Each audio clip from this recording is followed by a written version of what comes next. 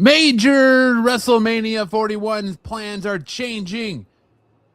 WWE under fire for cherry picking through NXT. Other promotions calling out WWE for their match schedule. And Paul Levesque finally decides to stop playing it safe. You got all that and so much more tonight on a brand new episode of Off the Mat, your new wrestling obsession. Thank you so much for tuning in and checking out Off the Mat and giving us a chance. We know that you have many options when it comes to your pro wrestling needs, and I'm glad that you are allowing us to fulfill them. Dom Tober, my friend, how are you this beautiful evening? I am doing great. Fantastic. We had a return of one of the most iconic figures in all of wrestling, my girl, Jada Parker, NXT. She came back. She got a big pop. Pop. Is that iconic?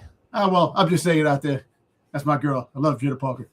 But no, I'm doing good. You got a couple of good news stories. Get some rumors that is very, very interesting in the world of wrestling. So there's a lot going on. And we're a couple of weeks away, and it appears that the stadium is not built. You got 17 days left, and the stadium is not built for Royal Rumble, which is interesting. They're gonna go to the wire. It's Saudi. They'll just have one semi-trucked in or helicoptered in and put in its place, and hey, exactly, we'll be good. It should be interesting. But how are you, my friend? How's everything going? Another day, another week of professional wrestling. Finally, a great week of professional wrestling. Yes. One to be excited about. I think WWE has finally turned the page. It looks like that. I don't know if they listened to the talking heads online after that first Raw of the new year, or if it was just you had to have one more bad show to finally close out 2025. But SmackDown live from Germany last week was good. Yep. It was on early, 12 o'clock. Yeah, I was working. Actually, went to the gym on Friday, and then Monday it came on 2 o'clock, and you and Pete were in the chat. I didn't want to get into the chat. I didn't want to see what was going on, so I waited to 8 o'clock because I worked on Monday. And I thought Raw was a pretty decent show. You know, much better than what it was the first. Yeah, week. It was much better than the Stranger Things show. Yes. It was by no stretch of the imagination a great show, but it was better. We're getting the steps in the right direction here. I love you 100% called it about Drew McIntyre winning the title on SmackDown. I didn't think they would do that. I'm surprised they did it, but they did. They pulled the trigger on it, and I think they're going to be better for it because it really has shaken everything up now. Because where once you thought you knew everything going into WrestleMania and what they were probably going to do for Royal Rumble, it's kind of had this snowball effect now where, you know, we already had major outlets reporting that the plan was for Roman Reigns, Cody Rhodes 3 at WrestleMania. And it sounded like nobody was down for that. Nobody was interested in that feud or that matchup again. And they decided to put the title on Drew McIntyre. What does that do for Royal Rumble? Who knows? Does Drew hold the title all the way till WrestleMania? That's who knows? But it opens up a lot of good possibilities moving forward. And they continued that effort on into Monday Night Raw, where we saw that, you know, Finn Balor. Where have you been, Finn? I love the fact that Finn Balor finally Mr. Background Balor coming out of nowhere to finally put down the game controller of WWE 2K and come into the ring and challenge CM Punk. And him and Punk had a great promo. It was. And think about it. All right, they're gonna fight next week in Ireland. Does he come out as the Demon? Do we get the Demon Finn Balor, which would be awesome to bring back the Demon? Now this begs the question. Now think about this.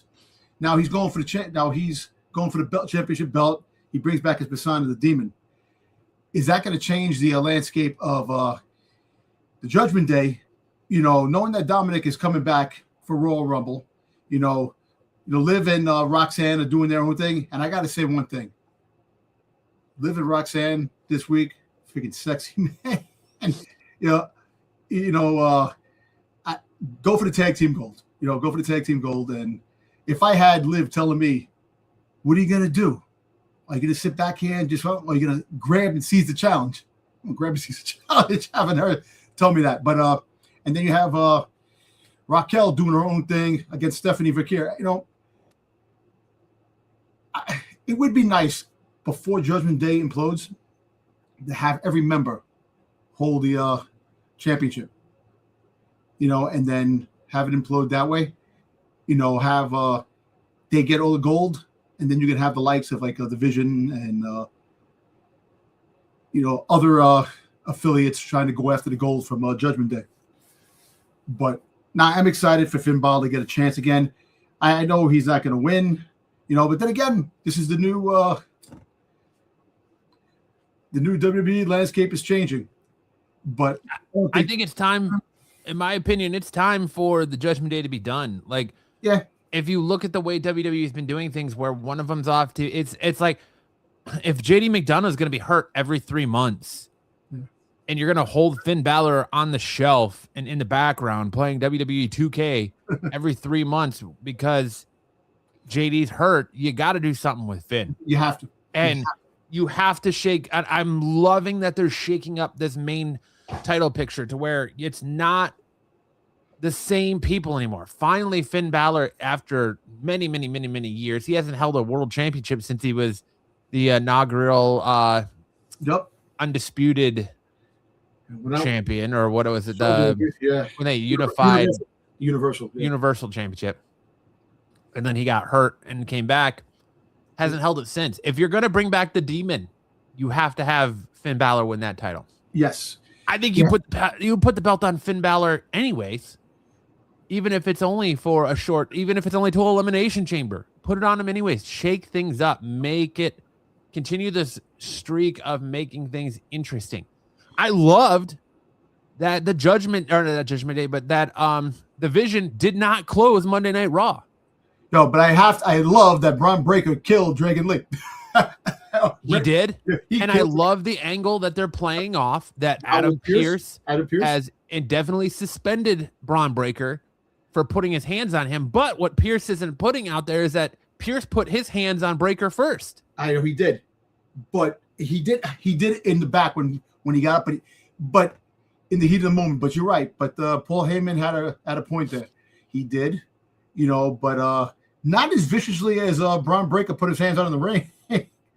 I had a laugh in the back when he was going after Bron Breakker again. Freaking Logan Paul. He's gonna kill you. He's gonna kill you. He's gonna kill you. He's gonna kill you. And what was one of the most beautifully shot scenes ever, when Breaker's on the outside yelling at Adam Pearce, and kind of over his back shoulder, you see Bronson Reed go up to the top rope and just deliver that splash and absolutely murder Penta. Oh, murder. One of the most beautiful camera shots I've seen in WWE. And then when he's turning around talking to friggin' Bronson Reed, he got friggin' Dragon. He got friggin' speared again. Yeah, Dragon Lee got speared out of his boots. Oh my dude. Yeah, I think that spear made Carlito, when he got speared, look like a day in the park. Because that, you see that run? That was an epic run up that damn fucking. I don't know. I still think Carlito and the Carlito and ISHO Speed are still two of the best, absolute best spears. Yeah. But I'm glad that they're changing things up, because Seth Rollins might be coming back in the next couple of months. He changed up with some things. I think the having the Dragon Lee and Penta and Rey Mysterio angle hold off a little bit until the steam really picks up. But look, you called it last week. You said you said that Jacob Fatu makes the return, and it was Jacob Fatu. And what's funny, when he came out with the hoodie, the black, like, oh, another guy in black, this and that. I'm like, but then it was Jacob Fatu. But I'm very happy that, like I said, Drew won that belt. That was something that I wanted to see.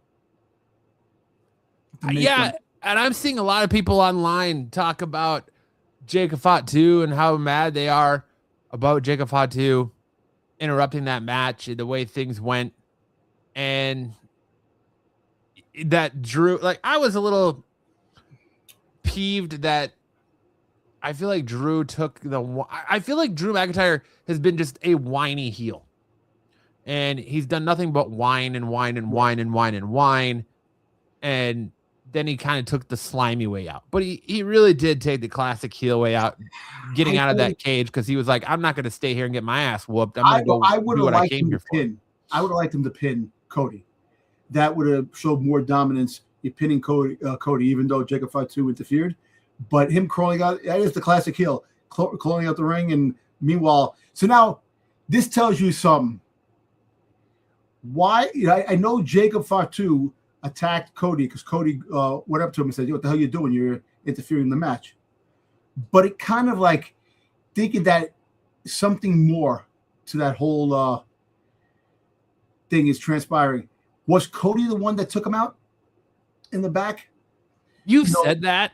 I still am going to stick to it not being Cody. I still think it was Drew, but I think this is going to cause a character shift for Cody. We're going to have a character change for Cody, and I think we're going to get a little bit more edgy, Stone Cold Steve Austin-esque Cody Rhodes a little bit, where he kind of rides that line, that fine line between heel and face.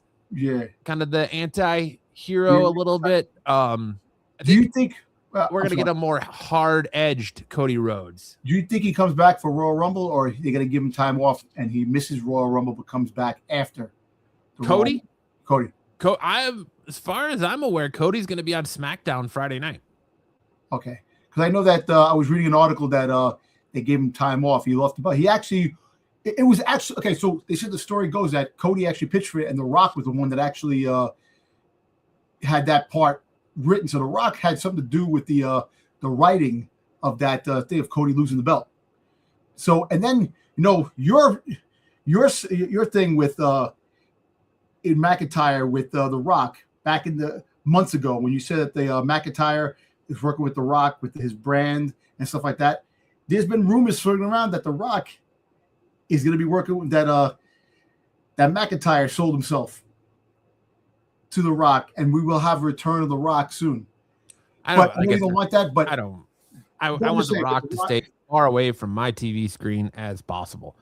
He could be in movies, that's fine, but I don't want to see him because I've seen the rumors floating around about TKO removing Triple H from the creative and bringing in The Rock, but he's too busy for that. He ain't gonna come do anything. I really don't think, other than being on the board of directors, I don't think The Rock has anything to do with WWE right now. I think Paul, Triple H, Mr. Levesque, whatever you want to call him, he's calling all the shots. He's working it all.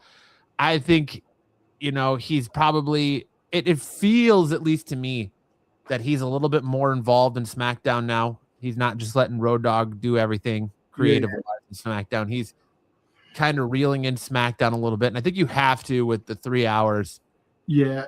I mean, outside of that main event, SmackDown was kind of a throwaway show. I don't know.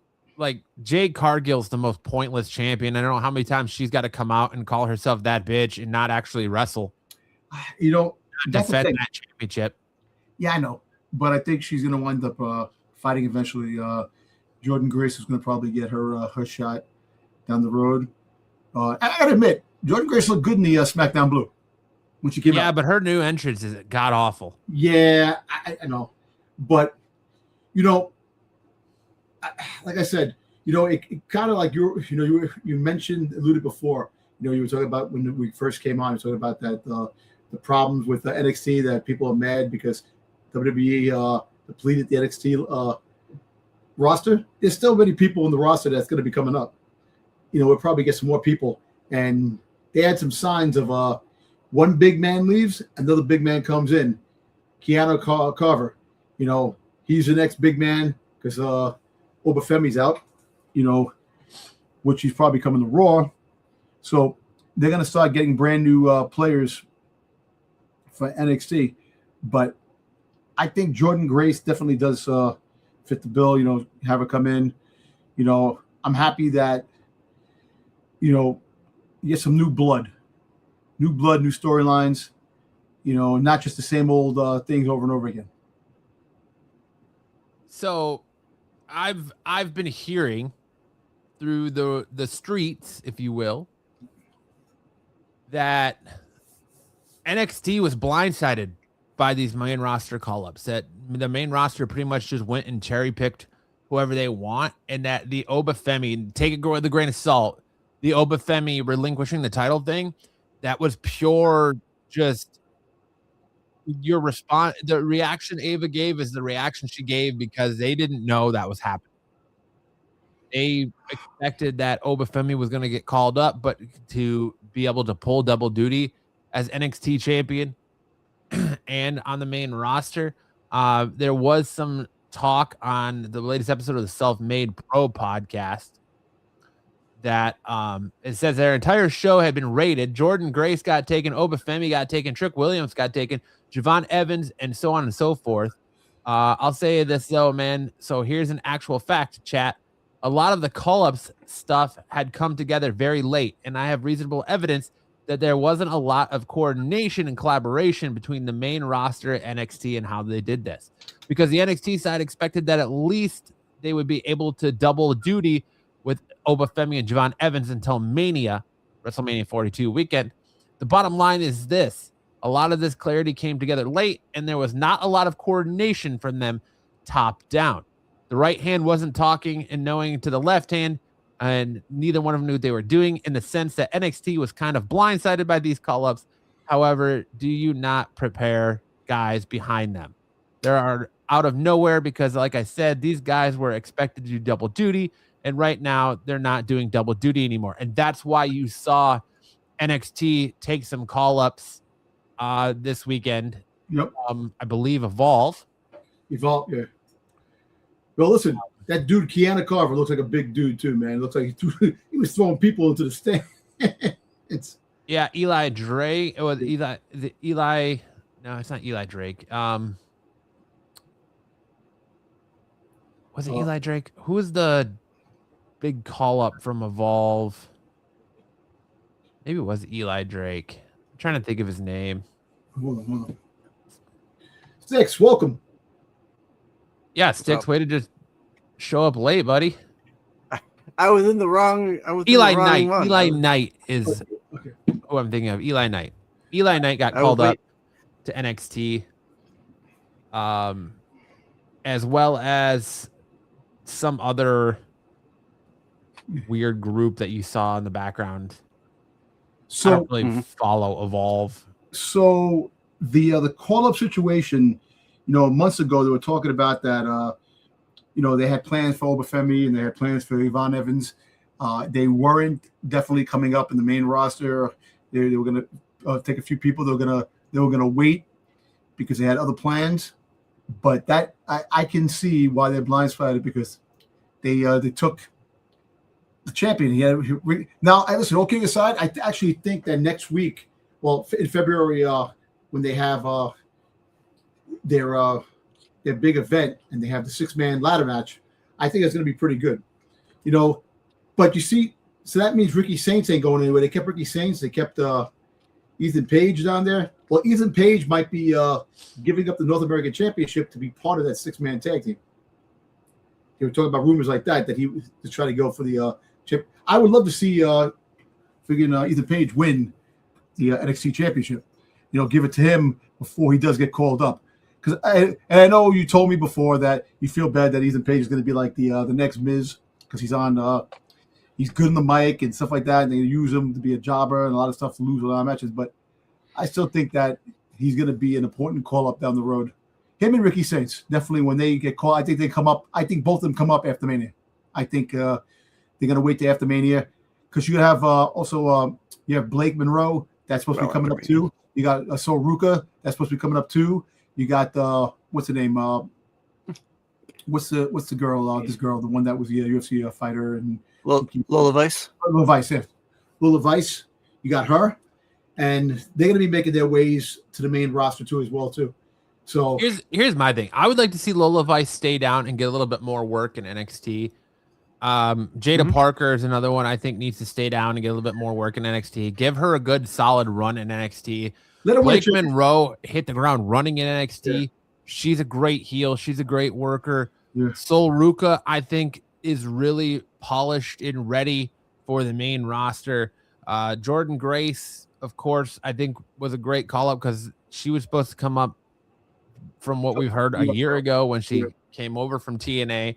You got Joe Hendry that's going to probably make his way up eventually. He's doing double duty, but he's getting more and more appearances on SmackDown. You know, but from what you hear though, these rosters should be getting more and more up to full strength because it sounds like Chad Gable's getting ready to come back. Yep. Tiffany Stratton's ready to come back. We had Liv Morgan come back, so we should be getting ready for Zoe Stark to come back in the next couple of months. Probably after the back half after WrestleMania. But we should start getting to see some of these injury people who've been on injuries make their way back. And also Seth Rollins. The possibility of Chris Jericho and Saraya Page, you know, who knows?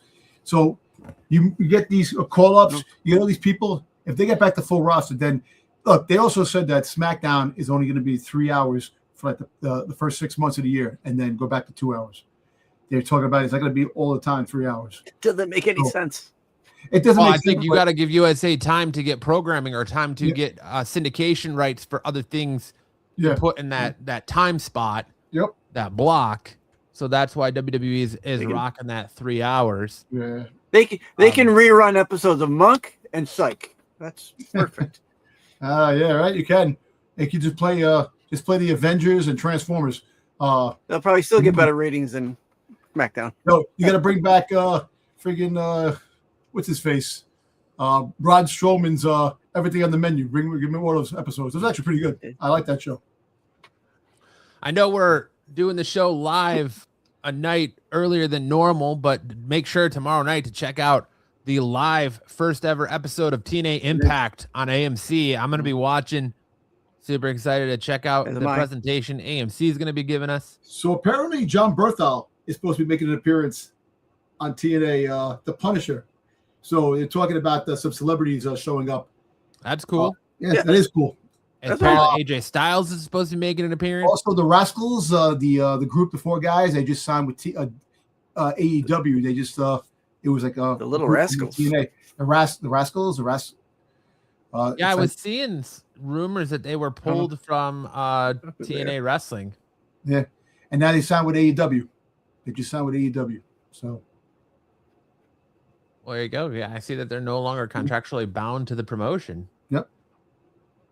Which is weird because what's his name that was in that was in NXT that just left and re-signed with TNA. I wonder if he's still with TNA or what. Leon Slater? No, Leon Slater. Leon Slater is actually going to be working promotion with WWE and work with Devon Evans. If those contracts are over, I guarantee they're going to. Wesley, thank you. Wesley. 7-Eleven. Yes, Wesley. I wonder if he's still with TNA or if he's part of this as well because he just re-signed with TNA and rejoined the Rascals. So, yes. Okay. Wesley. All right. You know what? And I think you called it too, Matt. On Raw, friggin' AJ Styles versus Gunther. Even though Gunther cheated, he won. But then now they're gonna probably have another match down the road too. But I actually technically cheat. He did cheat. He tapped. He tapped out, and the referees didn't see it. He tricked him. Then he wanted to put him in the freaking goddamn family jewels. Well, I mean, he did cheat. He tapped out on the opposite side. The ref couldn't see. AJ stood up, said, "Hey." He gave up. I win. He tapped. The ref didn't see it. He got hit with the low blow. Oh, got to see it. Yeah. Power bomb. Yeah. 1, 2, 3. Hey. Well, for once, I'm on Gunther's side here. He did. Well, now let me ask you something. Do you think AJ Styles shows up on the first ever TNA on AMC? Oh, I think he absolutely will. That would definitely be a. And they also said the rumor Chris Jericho might be going on TNA before he comes to WWE. He wants to go on the promotion of TNA. Maybe he shows up on the first brand new episode of TNA. That'd be something. I think it's a great way. Here's the thing, though. Like, when do you think Jericho debuts in WWE? Royal Rumble. Rumble. Okay, but then you want Jericho's reveal to be a surprise, right? Yeah, There's no way they're getting him in Saudi with it being a surprise. I know. Yeah, He'd have to be there a month ago hiding. Already. Yeah. Yeah. To True. keep it a You have to be secret. there, right? So do you have him show up on the first ever taping of TNA as part of his WWE deal, and then you have him show up at Saturday Night Main Event and work Saturday Night Main Event somehow fit into Saturday Night Main Event before coming to the Royal Rumble? Well, listen. Out of the two of those, I would pick Saturday Night Main Event myself. I think that's why WWE is telling us not to expect any surprise entrances in the Rumble this year, because there's no way to get them to Saudi without everybody knowing about it. Yeah, but there's a couple of rumors that they're talking about. I sent you the article that Karrion Kross, there's a lot of rumors floating around that he's coming back. He'll be the Royal Rumble. So He like I said, just canceled the appearances. Yeah, and he hasn't done any indie shows. Yep. It'd be nice if he would live up to his word and reach out to you to be on the show so we could ask him about it. I know. I'm not gonna hold it against him. You know, and listen, I know he's busy, man. And listen, Maybe because he would kick my fucking ass, but you know. You know what? Next time I see him at a con, hopefully I see him at a con soon. Another con's coming up. What was that film? We're good. We'll see. No, but he's a hell of a dude. I think he's a man of his word, but he's a busy dude. Hey, listen, come on. He's got a lot going on, man. He was doing all that appearances at cons and book signings and stuff like that. So Karrion would be great in TNA. You are he would stand out. You're right. He definitely would. I think that would be a good. Maybe you know what? Who is to say that we have all the surprises show up on TNA, right? And then later on they come into they start to make appearances part of the WWE, because remember they said the WWE and TNA is going to be bigger. It's going to be bigger than just NXT going to TNA and TNA going to NXT. So you might have some main roster guys crossover, which will make the promotion big, because you could probably get some big guys showing up at their first premiere unexpectedly. You might get some of the guys here just making an appearance for that one night or for a couple of shows. But that actually is a good idea. Karrion would be great for TNA. Okay, him and his wife are great people. They really love the wrestling world. They love the fans, and like I said, I wish them luck. I hope, like I said, I wish one day I look at my phone. He's like, "When are you filming?" I would love to. We'll see, but wishful thinking for the time being. But no, Dom's really hoping that one day he looks at his phone and he gets a nude from him that said, "Oops, sorry, wrong number." That's what Dom's really hoping for. What I'm not hoping for, and one person I don't think we're going to see at the Royal Rumble, is the Nature Boy, Ric Flair, our limousine riding, jet flying friend over here is in a lot of hot water right now with fans over his activities on Cameo. I don't know if you guys have seen this, where I saw that. he's catching a lot of backlash, as reportedly he had one fan pay $600 for a video for his father and Ric Flair. Apparently his father's a Ric Flair super fan, and Flair got his name wrong and was calling him Barf. wow. Then another man paid $1,000 to get, as he was getting married, to have Ric Flair wish him well, and Flair instead drunkenly aggressively tells the fan they were making a mistake and to end the engagement and not get married. And Flair has since shared that he will give refunds to the fans who paid for this cameo, but he has to reach out to Flair's lawyers to do so. Damn, I thought that Flair was going to jump out of a cake or something like that. No, apparently he does all his cameos absolutely shit-faced. Oh, you know what? Hey, listen, he's living the life of Riley, man. He's living the dream. It sounds like he's hanging on to every last thread he can, because exactly, yeah, there isn't much left for Ric Flair to hang on to. Kenny, he's already died once. You're kidding? I know. Yeah, he's already died once, so can't die. Yeah, Second time the charm, I guess. can he have his one last match? Please no. Please no. That one last match, the last match time ago, he looked like he was ready to crawl into the casket. But right, he's already laying on the mat. You see, I think the WWE is planting the seed for saying no surprises, but there's going to be some surprises. There's definitely going to be some surprises. And the other big piece of news we got this week before we get into running down the shows is that John Cena finally has voiced his opinions on his final match. His words based on that match have come to light thanks to an appearance at New Orleans Fan Expo. The 17-time world champion acknowledged that many fans thought the finish sucked, while others considered it a powerful send-off. Cena said the polarized response made it a perfect ending, arguing that the split reaction summed up his career, which was built on loud cheers, boos, and fans never agreeing on him, he said, and I quote, "Losing my last match against Gunther, thank you for reminding me that you're allowed to have your opinion. Thank you for not conforming to a certain set of standards. Thank you for being vocal enough to express how you felt, because every moment can be a teachable moment. I put together my job and tried to put together a story that I think you will enjoy. When there's critical opinions out there, I'm all ears. I don't ignore the critics. I'm thankful for them in DC and every match I had before that. Like I said, I guess it kind of parallel through my career. I think it was a perfect ending because a whole lot of people thought it sucked and a whole lot of people thought it was special. And that's kind of been my story for 23 years. So I thought it was the perfect ending." Yeah, you know what? Yeah. You know what? I actually revisit that whole.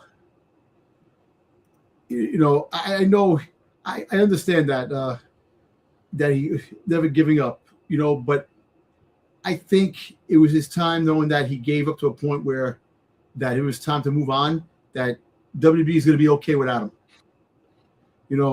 And I actually revisited that myself too, and I actually watched video of it too, and it kind of you look at Gunther's face at the same time you look at Cena's face. Yes, Cena had that smile on his face, like relief, this and that.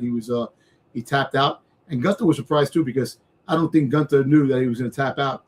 I think that was what he wanted to do. I think that was something that he wanted to do. Plus, besides, he wanted to do a longer like have a longer wrestling year, and they refused. So he wanted to last longer and have a lot more match. And I know WWE dropped the ball on that whole the whole Cena thing. And I think now they're gonna try to start giving what the fans really want, for messing that up, for dropping the ball on that. So we're gonna, like I said, we're gonna see different things now. Hopefully, we have an unpredictable card at WrestleMania. Like I said, unpredictable. With matches and like unpredictable rivalries and new rivalries and stuff like that, which I'm looking forward to. It sucks. John Cena made the kids cry twice: when he turned heel and when he gave up. It sucks, but yeah, those are the breaks. We want to go that way. And it sounds like the wrestling talking heads that are much bigger than us are finally in agreement with Dom, as both Brian Alvarez and Dave Meltzer are taking shots at not only WWE, but AEW for their lack of matches. They're saying it's hard for young wrestlers to improve at the rate they used to due to the lack of matches. Brian Alvarez says there needs to be more matches. Meltzer said the most anyone worked this year in the entire WWE was LA Knight with 64 matches. Before that would be considered part-time work. 200 matches a year, it's too many for sure.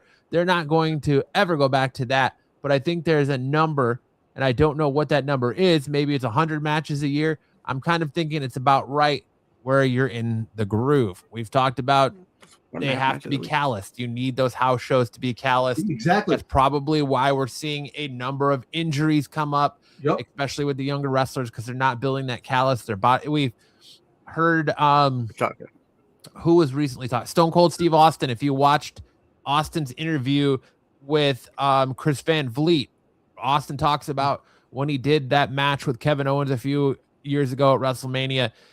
Undertaker told him that he needs to take bumps because his body needs to be calloused. You've lost that callus. Your body gets calloused up. You get used to the bump. So you're a little bit more relaxed and less injury prone. And you're not getting that with these younger stars.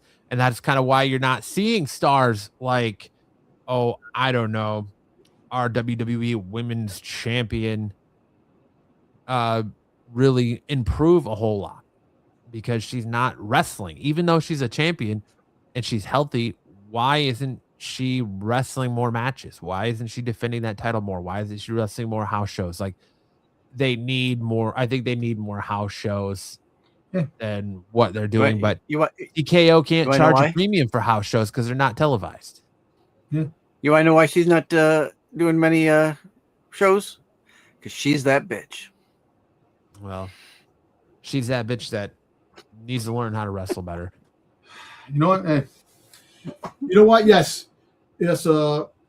Cena will be inducted to the Hall of Fame this year. I think that we're talking about that. Yeah, this year? I would say so. Yeah. I think he does too. Alvarez's take on it is when you're doing 3 matches a month, you go out there, you just go nuts because it may be another 3 months or weeks before your matches. I don't think that everyone needs to do 4 matches a week, okay? But I could tell you one thing. If everybody was doing 4 matches a week, we'd see a lot less toned down matches. Well, we'd have to be a lot smarter with what we did in the ring. Brock Lesnar got called up to the main roster before he was ready. 6 months later, that dude was ready because he got called up to the main roster. He was on the road 3 or 4 days a week, working with great guys, and he got brought up to speed like that. Tiffany gets brought up to the main roster. Nothing against Tiffany personally. It's just not just her. It's a lot of them. She gets brought up to the main roster. She's now working less. She's not better now than she was when she was in NXT. She may be at the same level. I mean, this is moving up to the main roster. In 6 months, you've rapidly improved. It doesn't happen anymore because there are no house shows and people are now working very, very few matches. Like we said, Tiffany Stratton, I feel like she's gotten better now. But again, she just took a bunch of time off. So for injury, what's that going to do to her? We have our women's world champion, like we were just talking about, Jordan Grace. Like, she hasn't really wrestled in NXT in a while. You've got all these call-ups. It's kind of why I think we saw it take so long for Carmelo Hayes to finally get his feet underneath him and get some traction on the main roster. It's kind of what I'm worried about. Javon Evans. Like, we saw Javon Evans last week on Main Event or a dark match, and then he even signed his contract off TV. Yep. And they got heat for that. Yep. And so Trick Williams, he's been wrestling in NXT, came up and he's continued to wrestle. I'm a little bit worried about what they're going to do with Obafemi. Are they going to keep Obafemi off TV until WrestleMania? Or not WrestleMania, until Royal Rumble? I really think that they have points. I don't necessarily agree with Meltzer on a lot of what he says, but I think this is a solid point. If LA Knight did 64 matches last year and he's the most, that's insane. But apparently that's the same problem in AEW. Too much time off, not enough house shows. And I really think it has to do with TKO can't capitalize and charge hundreds of dollars for a house show that's not televised. You're right. And that's the problem. You don't have that premium hard camera ticket on a non-televised show. Exactly. And it's the greed of corporation. How many times I have to say that? That's really disgusting and vile of what they're doing. You're taking away shows that fans can go to and have a good time just because you want pay-per-views and televised shows all the damn time. That's not fair to the wrestler, that the fan of wrestling that brought wrestling to where it is. See, and that's what I get with everything else. They always do that when it comes to corporations. And TKO is very greedy when it comes to the money. They want the money. They don't care about the ass in the seat as long as they get that cash. Just do away with NXT, make SmackDown a developmental show, make Raw the main roster show, and do more house shows. I don't think you need to do away with NXT because I think NXT serves a great purpose as a third brand, but you could do alternating weeks. You know, you could have house shows where people rotate and alternate. Like, house shows don't have to be brand specific, so they could do, okay, you know, we're going to do a stretch of house shows this week. Who wants the extra money to do house shows? You can have wrestlers do it that way. You could alternate weeks. Like, they could fit those house shows in to where it's allowing them to still have time off, but also be ring ready, camera ready, TV ready, and not look so slow. That's why we see matches that are so slow. Like, look at Maxine Dupree. I'll be honest with you. I like Maxine Dupree. I like how far she's come in such a short amount of time working with Natalya. But she is not ready. She should not ever have had that Intercontinental Championship. That was a failed experiment. When you watch her last match with Becky Lynch, she was so slow. Her setup was slow. And we've said it time and time again with a lot of these matches is that your setup is slow. Yes. Why are we watching people bent over for 10 seconds before a move even hits them? You know, anticipating. Like a leg drop off the top rope. You got your opponent bending over and sitting in that bending position for 10 seconds before you hit him with that leg drop. The setup is slow. The execution is slow. It's sloppy. That's why we see CM Punk dropping Braun Breaker on his head. We see CM Punk trying to do a dive he has no business doing and landing on his face. Well, you know what? I beg to differ about the him dropping on the head. Yes, it was sloppy, but I also think he was protecting him too because he landed on his head. I know I said that last week. Yeah. I know. That's what. Going back to it, I looked at it again. Definitely, but no, you're right. The pile driver, yes, he looked like he was trying to protect him after Breaker went for his Frankensteiner and completely just landed on his dome piece. Just landed on his head. You know, my take is you're right because everybody's slow. There's no the house shows are really important. You know, take away some of these PLEs. We don't need all these PLEs. You know, give us some more house shows. Well, look, they're in Europe right now, so they're doing house shows. Apparently, there was a, I think McIntyre was fighting. So there was a triple threat match that was going to happen. He did a show in Scotland. Yeah, Glasgow. In Glasgow. Over there, they are doing house shows on the European tour. They were doing house shows during the holiday season as well. So that's cool. They're on their Road to Royal Rumble tour through Europe. Yep. So they are doing house shows a little bit here and there now to ramp up towards Royal Rumble. But, you know, give some of these people some reps. Maybe Jade Cargill would improve. Maybe, you know, Jade Cargill, she's good in the mic and she's got the look. She got everything. She just needs to brush it up on her moves and stuff like that. Hey, look. Because she's not consistent. She has one really great match and then one just awful match. Exactly. The same thing with Nia Jax for the longest time, too. Yeah. She would have a great match and then she has an awful match. You know, there's a reason a lot of these people were cut and brought back, and they're not getting the reps. Like John Cena said, John Cena's whole career, he's the greatest of all time. You know, never seen 17. His whole career was built on house shows because the house show allowed you to take big swings and see what the crowd reacted to and see what you should and shouldn't bring to TV. People aren't getting that opportunity to take big swings on things. So that's why the house show is so important. And I hope that they figure out, like, I agree, Alvarez, maybe 100 matches a year between TV and house shows. Get a couple house shows moving up. You know, if you could have, I like the idea of doing like a road to Elimination Chamber where they just do a stretch of house shows and then like do it for like your big pay-per-view. So like a road to SummerSlam, do a couple stretches of house shows just to get this talent really, you know, hyped up. Yep. Because WWE's got a, you know, if the rumors to be true, they got a lot of lawsuits coming their way from people who are absolutely pissed off about the ESPN deal, myself included. I'm not part of the lawsuit. I'm not suing them. I'll put that out there right now, but I am part of the minority that is forced to pay my TV provider and YouTube TV for ESPN, and then also pay an additional amount for the same ESPN channels just to get the WWE pay-per-views. Yep. And I do not, I 100% understand and agree with any fans who are, you know, throwing it out there that they are mad that WWE has hidden their PLEs behind a paywall. It sucks. But especially now that Netflix is starting to crack down on VPNs too. A couple times now when trying to watch on my VPN, I get it seems that you're using a VPN. You need to turn that off. And I'm like, haha, no, fuck you. You need to just let it happen.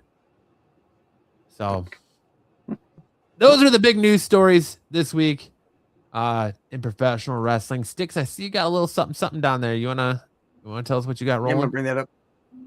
This is just the I just put together slides for the matches from SmackDown, Raw, and NXT. Cool. Let's talk about them. Oof. You all right, Dom? Nah, I'm just seeing something that just rolled up on the wrestling rumor mill.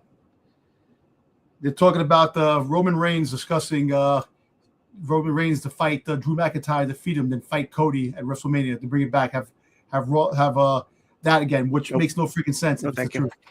No, thank you. No, thank you. Yep. Yeah, let's stay away from Cody Please. Rhodes, Roman Reigns 3. We don't need it. I don't want to see it. Nope. We're good here. Yep. All right. So I hope I got these in the right order. Excuse me if I don't. I tried to shuffle them the right way, but here we go. Okay. Go ahead, man. I'll move the slides. I know you like to read through it as you go. Read. What do you want me to read through? This was No. Your shtick. Well, I didn't know what you were doing. It's kind of a compendium to what you usually do. You usually read through the sheets of what happened on the night. My recap. Yeah, your recap. All right. Last Friday night SmackDown, January 9th, 2026, coming to you from Berlin, Germany. Here we had an early showing here in the States. Randy Orton opened the show. He is so happy to be back. Before he can say much, he's interrupted by Trick William, who comes out once again talking about his lemon pepper steppers. Lemon pepper steppers. And so this is like 2006. He tells him that there's a new star in town. Orton is wondering if Williams, who has everything, it seems, whether he has the brains for this. This is the year of Trick Willie, where he will whoop that all over the world. He turns his back for a second, and Randy warns him not to do that again, or he will whoop his ass. Trick knocks the mic out of his hand, so Randy started a fight. He has planted Williams with a rope DDT. The Miz shows up to get a piece, but it's then RKO'd. The Viper is back and looking to RKO everybody.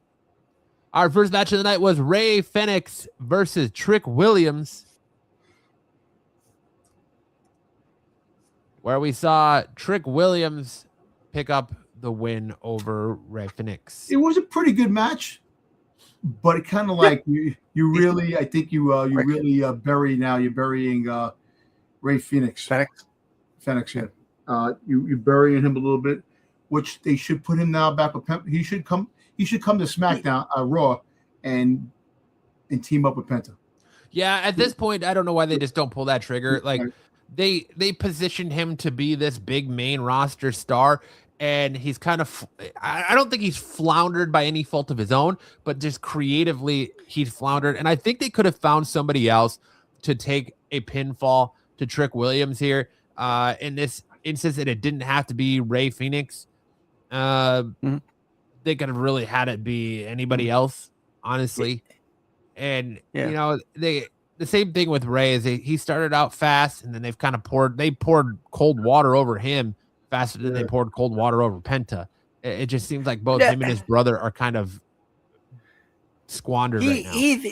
He's had a few setbacks because he was paired up with Andrade, and Andrade left, and that kind of left him looking for him to do something else. They put him with AJ Styles. No, that was Dragon Lee. But anyway, he's been going back and forth on the roster what to do. So, look, you know, I understand they want to make Trick Williams a contender. You know, have him up there with the big boys off the bat. You know, you got to pick up wins, and it sucks that Ray Phoenix is taking the fall. Instead of, like I said, you know what happens? The one thing that we always worry about is that you come up to the main roster and you start to fizzle away. You know, if you don't get into that elite group of people, they get the TV time over and over again. You start to fall. You start to fall away and disappear, and really have limited time on television. At this point, put him with Penta. Have them fight the Usos for the belts. Have them become a tag team on Raw to go after the Usos. Because that would be the best bet to get these guys going. Because obviously you don't have tag teams on Raw. They're matching people up again. They put that, like, you had AJ Styles for a short time with Dragon Lee. Now that's done. What are you going to have? Try to have Penta team up with Dragon Lee now and have them become something on Raw? No. I think so. Have Ray Phoenix show up and have them do that and become a legitimate tag team, because that's what we need. And not to take anything from Trick Williams. Trick Williams is going to be a star. You know, he's already great in the mic. He's got the presence. He's got the the look. The wrestling. You know, he's a big guy. He's a tall guy. You know, when you have him fight a smaller guy in like Ray Phoenix, it's a little awkward because the guys are always when you have a smaller guy fighting a taller guy, his like you have him fight. You have him fight Randy Orton. Have him fight someone that is his height. Which the height was definitely noticeable. Yeah, and don't get me wrong, it was a good match. It was a good match in his debut fight. So now he beat him. Now next week, who's he going to fight? They're going to have somebody in the back that doesn't fight often. Have him fight and have Trick Williams win again. Until he actually comes into the fold. Well, hey, look, he's going for the. They got the match that they putting the guys together. Isn't Trick Williams part of the well, that's SmackDown. SmackDown is going to be with the guys going for the belt, the tournament. Yeah, we'll get there in a minute. But it was, like I said, it was a good fight. It was a good fight, and I definitely. What are the chances Sammy wins the number one contendership and beats McIntyre at Royal Rumble to put over someone like Trick Williams at Mania to be the first champion born in the 90s? We will come back to this in just a minute. Hold that thought. Yes. We will come back to that. Yes. Julia sent a warning to Alexa Bliss, who is her first challenger for the U.S. Championship. Damian Priest tells Drew McIntyre that if he wins the title tonight, they should run it back. Our second match on SmackDown was Julia defending her United States Championship against Alexa Bliss, with Julia picking up the win with an assist from Nia Jax and Lash Legend. So now they plant the seeds. If Charlotte Flair is sick, they make her say, "Oh, she's not here because she's mad because you got a title match." Blah blah blah blah. So now they're planting the seeds on a betrayal down the road, probably. Well, there was really no setup for this. It was just like Alexa Bliss is just automatically thrown into this title picture. Mm-hmm. I don't know if they're throwing just this wave of top names at this belt to try and establish it a little bit like they've tried to do with the Women's Intercontinental Championship and Becky Lynch. But it was an okay match. I'm a little upset that Lash Legend got involved, but it does further their storyline between Lash Legend and Nia Jax and Charlotte Flair and Alexa Bliss, where honestly in the Raw women's tag team division, there's absolutely no story outside the Kabuki Warriors and Rio. And you just had a bunch of teams coming out of nowhere to vie for those championships. So, but all in all, it was a great match for what it was. It was good. Nia Jax. I hope Julia holds on to the belt longer, and they have more contenders coming in to go after the belt, and stuff like that. And you know what? Like I said, it was an interesting match to put together. Have Julia fight Alexa Bliss at the moment. Well, hopefully they gave Julia a better run and are actually going to finally use her the way she should be used, yes, and not just discard her again. Nick Aldis confirmed that Jordynne Grace is now officially signed to SmackDown. Chelsea interrupts their conversation. So after some words are exchanged, Aldis declares Alba Fire will be Jordynne Grace's first opponent.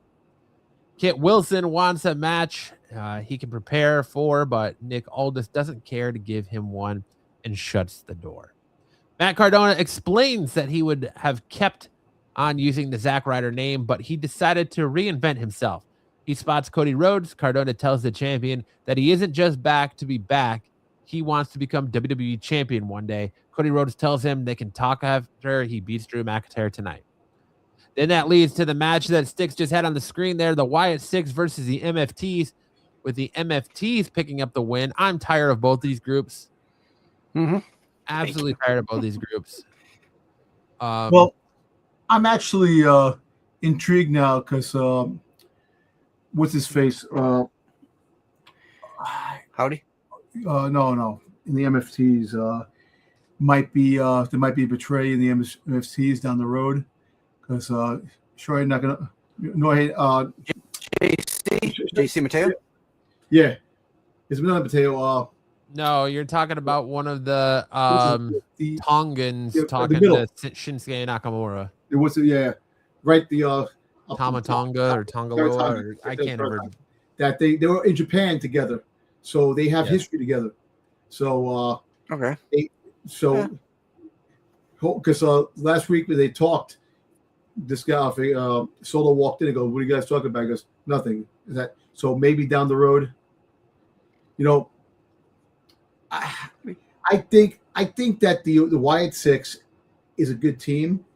They just need to reinvent themselves. They need to. Bo is doing a great job as Uncle Howdy. You just need to really get the gimmick going. I think SmackDown. 7-Eleven disagreed with you. He said Bo should drop the Uncle Howdy gimmick. You know what? I don't think you should drop it. I just think that maybe SmackDown is not their thing. I think Raw would be better. I think my problem with the Wyatt Six are why are they there? We've never established why they're there outside of Eric Rowan and Bo Dallas, who Eric Rowan was original member of the Wyatt family. Bo Dallas was Bray Wyatt's brother. Why is Nikki Cross there? Why do we care? And what is this version of Joe Gacy and Dexter Lumis? Why are they there? Why is Joe Gacy a pig? And why is Dexter Lumis a buzzard? Why are they there? Yeah. What do they have? There has to be some sort of story that Bray Wyatt was enacted and Bray Wyatt did this, Bray Wyatt did that. Something from beyond, like Sister Abigail, the supernatural stuff.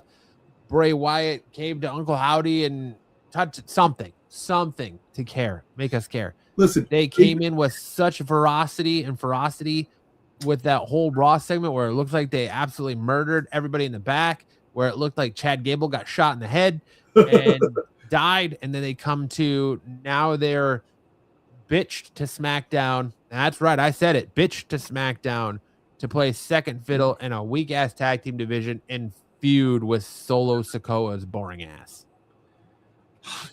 Well, Solo is funny. I wish Solo would get back more of the NXT gimmick that he had. Yeah, 100% agree with you, Seven. I would book the Wyatt 6 as a modern version of Raven's Flock. Yeah, what you could do is book the Wyatt 6 as the new Ministry of Darkness and build upon that. Do something, make them a menace to both SmackDown and Raw. Not just one. See, and that's why the brand split. I understand you get so many wrestlers and that. Certain individuals should go back. In the Believers. Look, knowing that they have the tag team champions, right? They can go and travel on both things and cause havoc. If you're a championship owner, you can go back and forth and cause havoc on both shows. That's what they should be doing. You know, like I said, I don't know. The steam, like Uncle Howdy got hurt, or Bo Dallas got hurt. They were off television. They should have continued to be on television.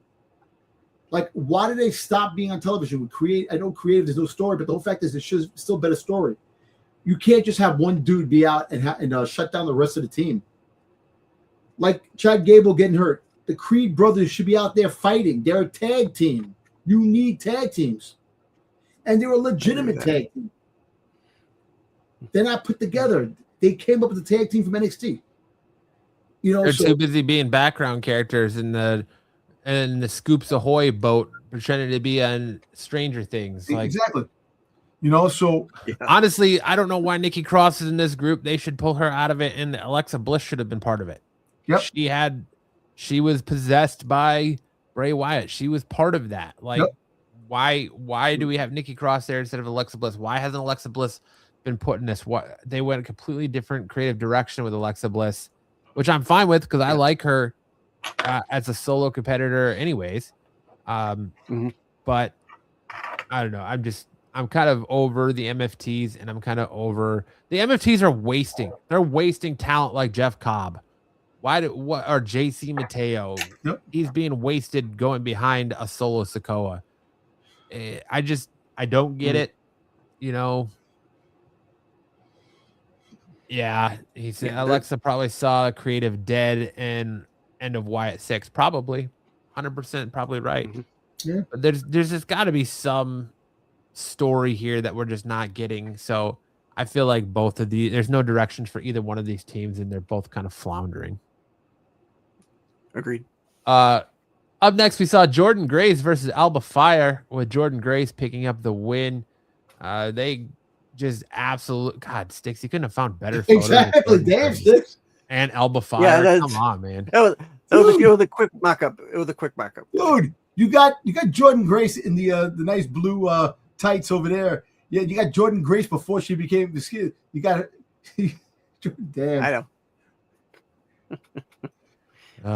know. Sticks. Okay. Jordan Grace had a nice debut on SmackDown. I'm not thrilled that they death rebelled their shit out of her entrance and gave her just the most awful entrance ever. But I'm interested to see her versus Jade Cargill.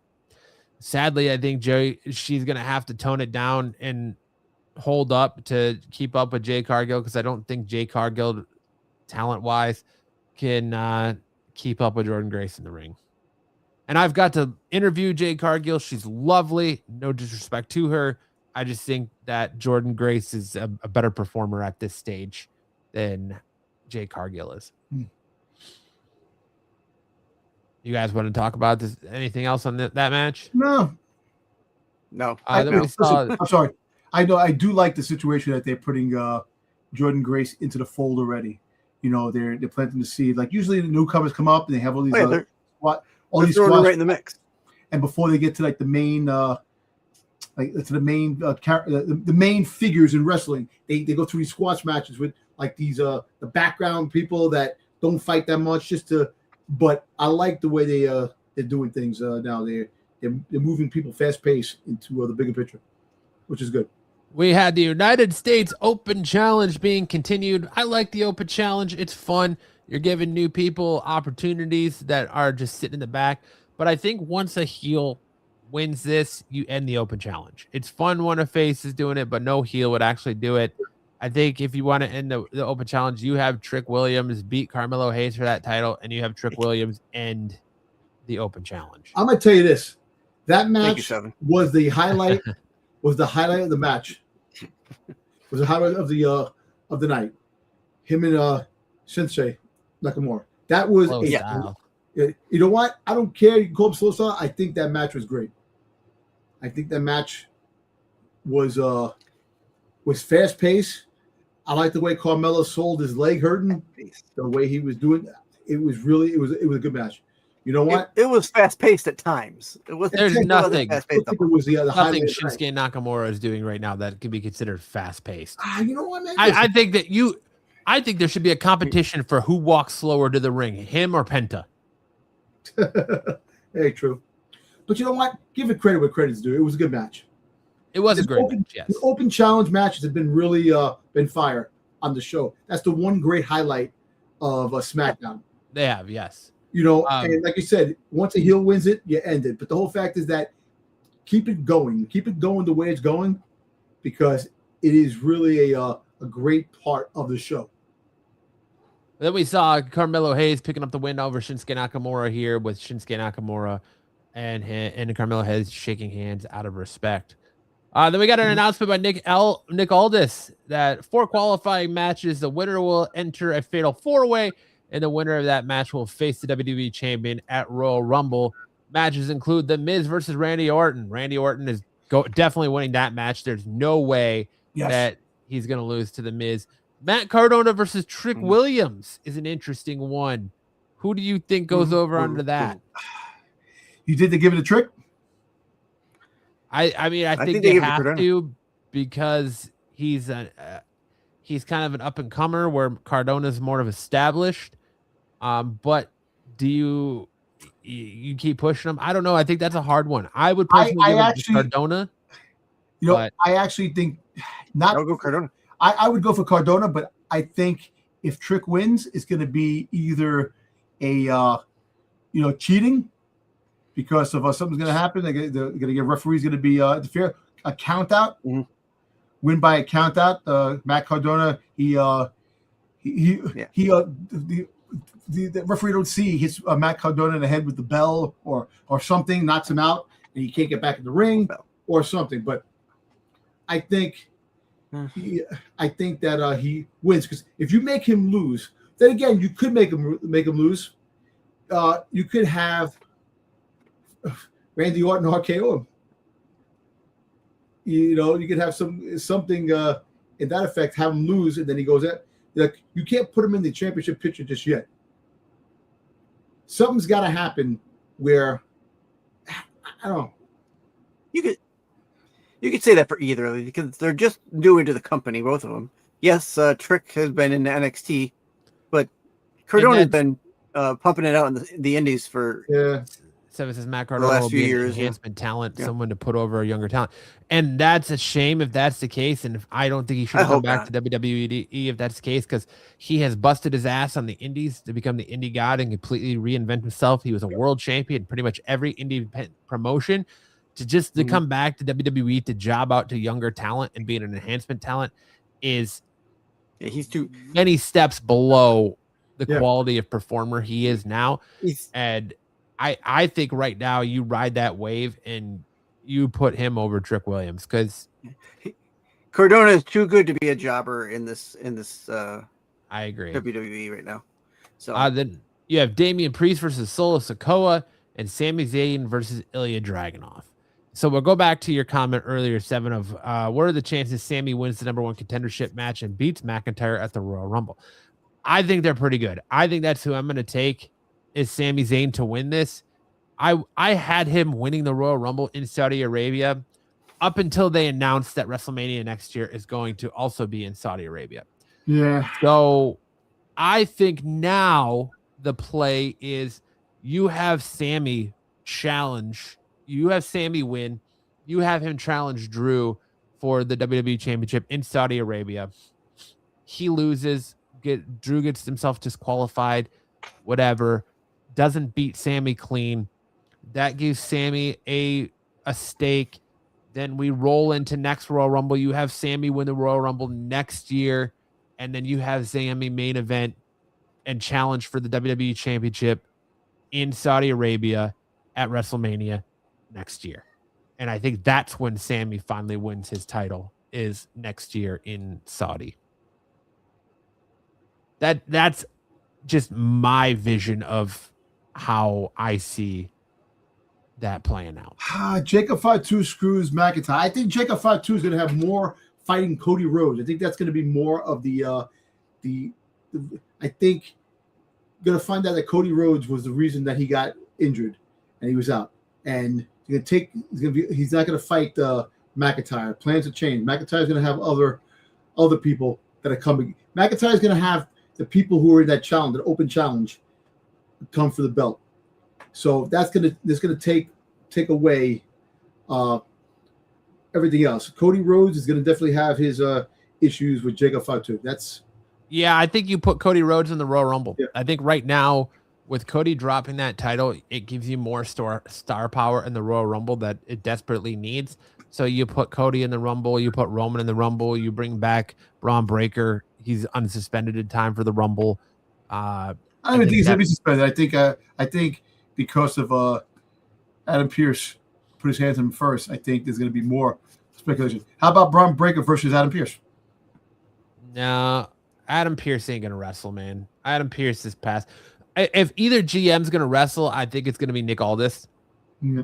But I don't see Pearce lacing up the boots again, man. Like, Aldis is still in ring shape and could go. Pearce is not. How about Pearce does an amazing job as Raw GM. I don't think he gets enough credit as the job he's done as Raw GM. But how about Adam Pearce get somebody to fight Braun Breaker? Maybe that's possible. That's a possibility. Yep. Drew is probably a transitional champion. 7. I don't think Drew makes it to WrestleMania as champion. I think he drops the belt at probably Elimination Chamber. I don't see him dropping it at Royal Rumble, though. I think they're going to give him a little bit more time than that. Give him at least one title defense before he drops it. But I don't think he drops it until Elimination Chamber. That's just my opinion. Mm-hmm. Then we got our main event, the 3 Stages of Hell match for the undisputed WWE Championship. The first stage, we saw a single straight up wrestling match with Drew McIntyre picking up the win there via kind of a dastardly move to pick up that first pinfall. Mm-hmm. Then the Fall Count Anywhere match. That was really good. That saw Drew go through tables, Cody go through tables, Cody jump off the entranceway onto Drew. Lots of craziness there where Cody picked up the pinfall on that one. And then we got our steel cage match, which saw Drew McIntyre escape through the cage door thanks to a returning Jacob Fatu. Listen, I mean, like I said at the start of the show, you weren't here yet, Sticks. I would have liked to see Drew win it either climbing over the top of the cage or via pinfall in the middle of the ring. I get why he slimingly ran out of the ring. I'm just not a fan. I like Drew's heel work. I don't like the whiny Drew McIntyre heel. Nope. I don't like that either. And kind of the sliminess. I feel like it's kind of a weak sauce for his character that he won just escaping the cage, but he did what a heel does. He did great heel work there and got the hell out of Dodge when the man who was coming back to beat on him was preoccupied with somebody else. I don't blame Jacob Fatu. He was getting his pound of flesh. Cody Rhodes didn't have to insert himself the way he did, and Jacob Fatu just reacted because he's a Samoan werewolf, and that's how we ended up with Drew McIntyre being the new WWE Championship. I personally didn't think they would pull that trigger, but they did. It shook everything up, and I think it's the fresh start we needed in a stale storyline. Mm-hmm. You think it's the start of a babyface McIntyre? That's interesting. I don't necessarily know that because I think ultimately right now, either your plan is Drew McIntyre versus Cody Rhodes versus Roman Reigns. You have Reigns take the belt off McIntyre at Elimination Chamber, and then you have that 3-way dance at Mania, which I don't think anybody wants. Don't. Or you do Randy Orton versus Drew McIntyre, and you have Randy Orton take the belt off Drew. My honest feeling on it would be, well, I mean, listen, there's a couple ways I could see things going. To be honest with you, to really shake things up, I would love to see the WWE take the belt off CM Punk on Monday night and put it on Finn Balor. I would like to see Finn Balor beat CM Punk coming up here in Ireland. I'd like to see Balor take that belt off Punk, put Punk in Elimination Chamber, have Punk go over at Elimination Chamber and, fight in the main event of WrestleMania. But I could also see where Randy Orton faces Drew McIntyre for the WWE Championship at Elimination Chamber. Randy Orton beats McIntyre. Cody Rhodes wins the Elimination Chamber, and Cody Rhodes, we get our Cody versus Randy at WrestleMania. I think that would sell tickets too. Yeah. I think that would sell more tickets to WrestleMania than Cody Rhodes versus Roman Reigns versus Drew McIntyre. Especially since we just had a 3-way match with Roman Reigns last WrestleMania.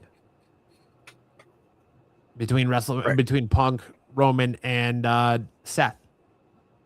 Mm-hmm. That would be I would book it one of two ways. Either Punk loses to Finn Balor and Cody gets his rematch against Drew at Elimination Chamber. You have Cody go over, take the title back off Drew at Elimination Chamber, have Punk win the Elimination Chamber in Chicago, and do Cody versus Punk at WrestleMania. Or you have Randy win the title off Drew at Elimination Chamber, have Cody win Elimination Chamber, and you do Cody versus Randy at Mania.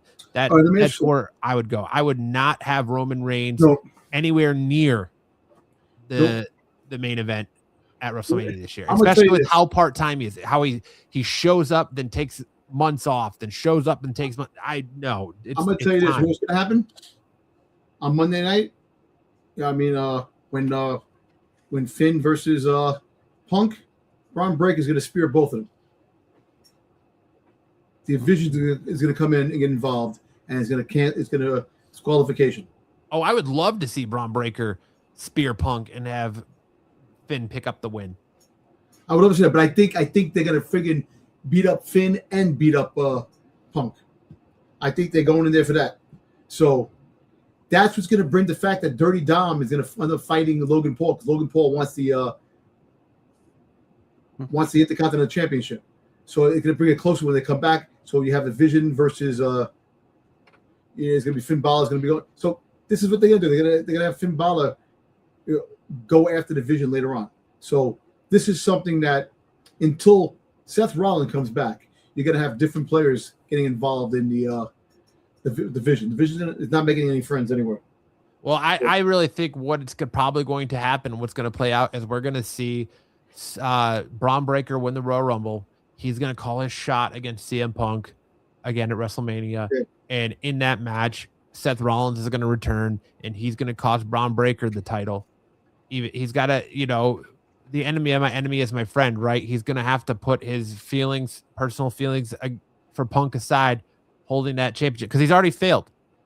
He said that as long as there was a breath in his body, Punk would not be the World Heavyweight Champion. Yep. That's already done. Yep. Punk's World Heavyweight Champion.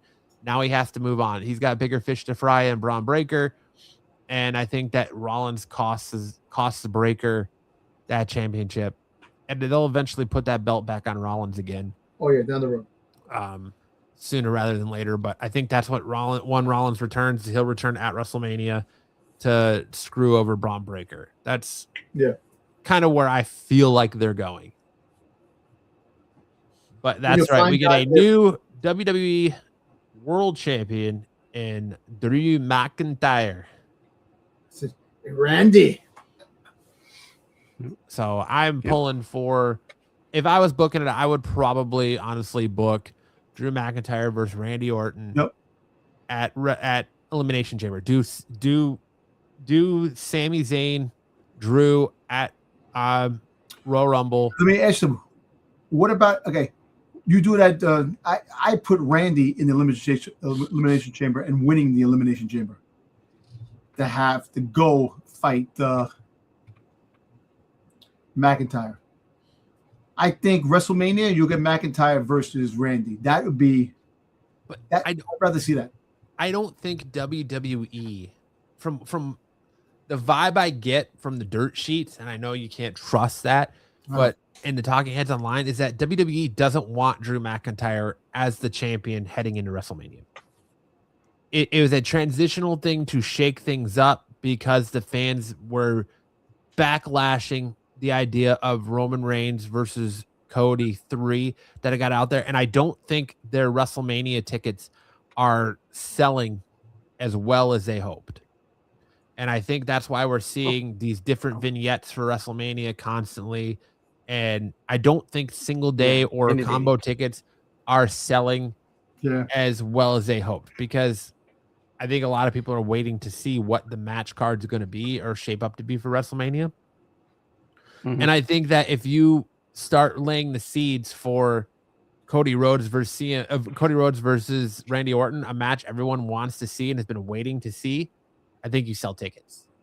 I don't think you sell as many tickets for Roman Reigns versus Cody Rhodes versus Drew McIntyre. All right. But I can tell you this.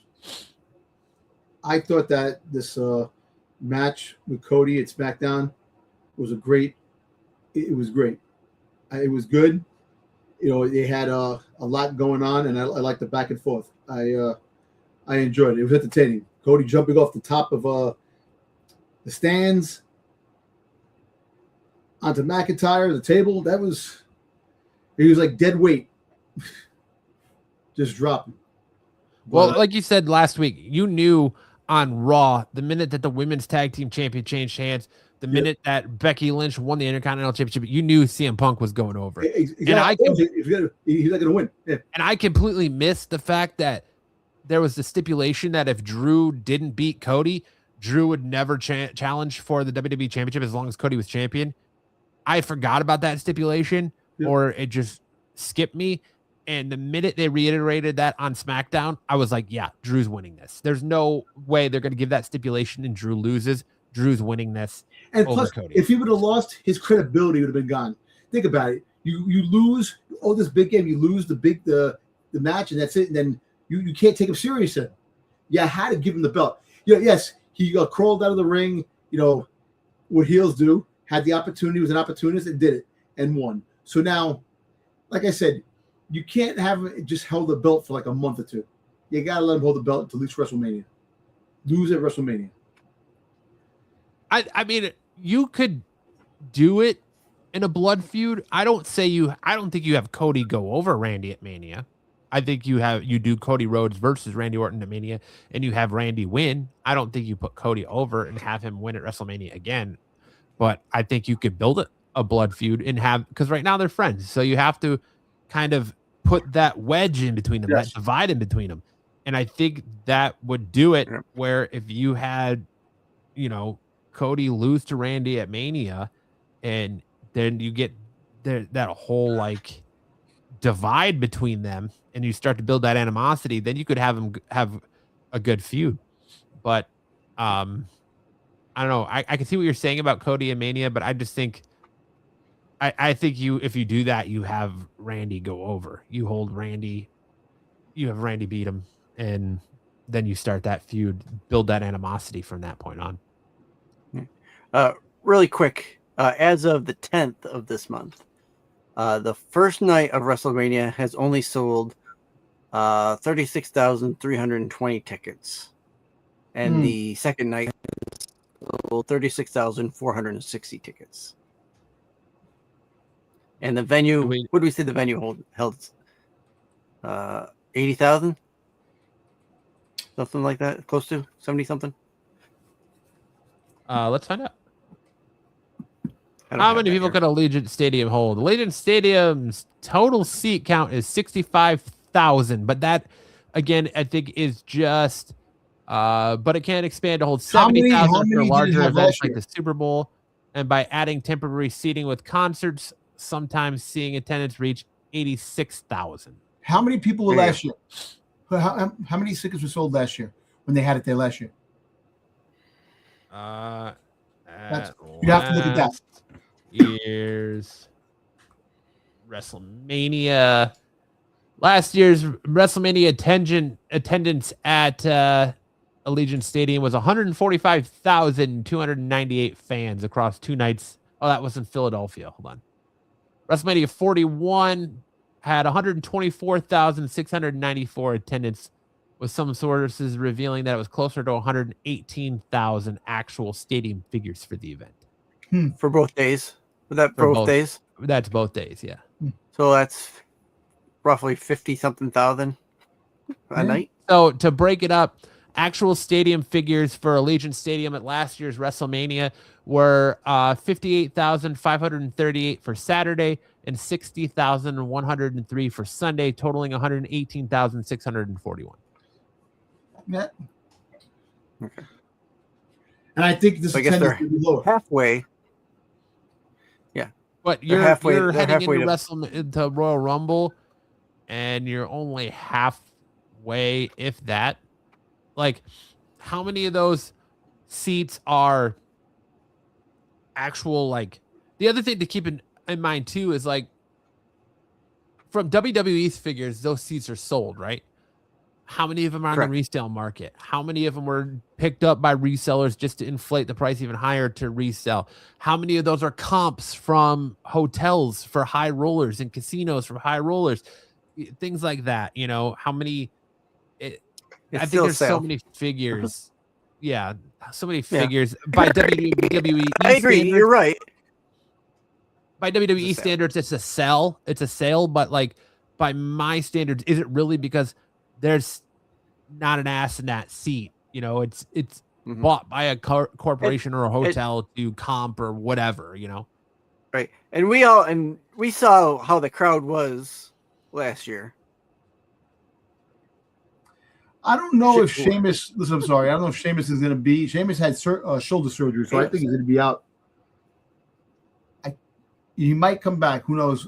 But he had a bad shoulder injury that was getting done. So I think we get a Rey Mysterio versus Dominic Mysterio for the AAA title at AAA Mania next year, and Rey will take the belt off Dom at AAA Mania. Yeah. I think they eventually have Rey drop the belt to Vikingo. Yep. Again, but I think Rey will beat Dom for the AAA championship at the AAA's WrestleMania at AAA Mania next year, later on this year. I think that's when Rey does it. But I agree with you that I think Rey is going to take the belt off Dom. You have Dom retiring Rey. I don't necessarily know that Dom's going to be the one that retires his dad, but that's where I see it happening is AAA Mania. Because if they don't do it there, then they're just kind of disrespecting the complete legacy of the AAA championship. Because we're already getting I think they're gonna do Vikingo versus El Grande Americano at their next AAA event. I'm kind of expecting Vikingo to win that match to give him another shot at Dom. I think Dom wins that, and then they give the shot to Rey for AAA Mania. AAA Mania. All right, that's SmackDown. Let's jump over to Monday Night Raw that came to us live on Netflix from Dusseldorf, Germany. I'll have to be honest. The Dusseldorf crowd was a little relaxed. Yes. Dusseldorf crowd did not give two shits about the Kabuki Warriors. Nope. Did not care about them. There were times I was wondering if WWE is piping in crowd noise on the television broadcast. Because there were times where the Dusseldorf crowd were singing football chants during the match for no reason. Because they weren't into it. That's what they're used to. So, I don't know. I'm going to interject. I want to interject really quick with the Kabuki Warriors. Because, yes, we're talking wrestling. But in some areas of the world, they still held grudges politically against certain factions of the world. I understand. So Yeah, I think that's where that comes from. Right or wrong, that's where that comes from. Now, I don't think the match was that great, anyways, but that's me. Raw opened with the tag team champions Rhea Ripley and Io Sky. Ripley welcomed us to the show, and they are happy to have the Kabuki Warriors in their rearview mirror. Io tells us that they had no respect, so they beat it into them because no one is ready for Team Rio. They are ready to take on any challengers. Liv Morgan and Roxanne Perez immediately answered the call. Liv is so happy to see them doing well, but their only problem is that those titles still belong to them. She never lost her title, so they can do this the easy way by giving her titles, or she can take them back. She is interrupted by Bayley and Lyra Valkyria. We need a moment to listen to the German fans sing for Bayley. She reminds Liv it was Roxanne who lost her titles, and she beat Roxanne. So if anyone deserves a title shot, it's her and Lyra. Io yells at them in Japanese, and then she and Rhea are pulled out of the ring by the Kabuki Warriors. A fight breaks out between the three, wanting a shot at the championship. Speaking of which, the champions return to the ring and get them some of their potential future challengers. They stand tall in the ring while holding the titles high. Backstage, we see AJ Styles talking about Gunther.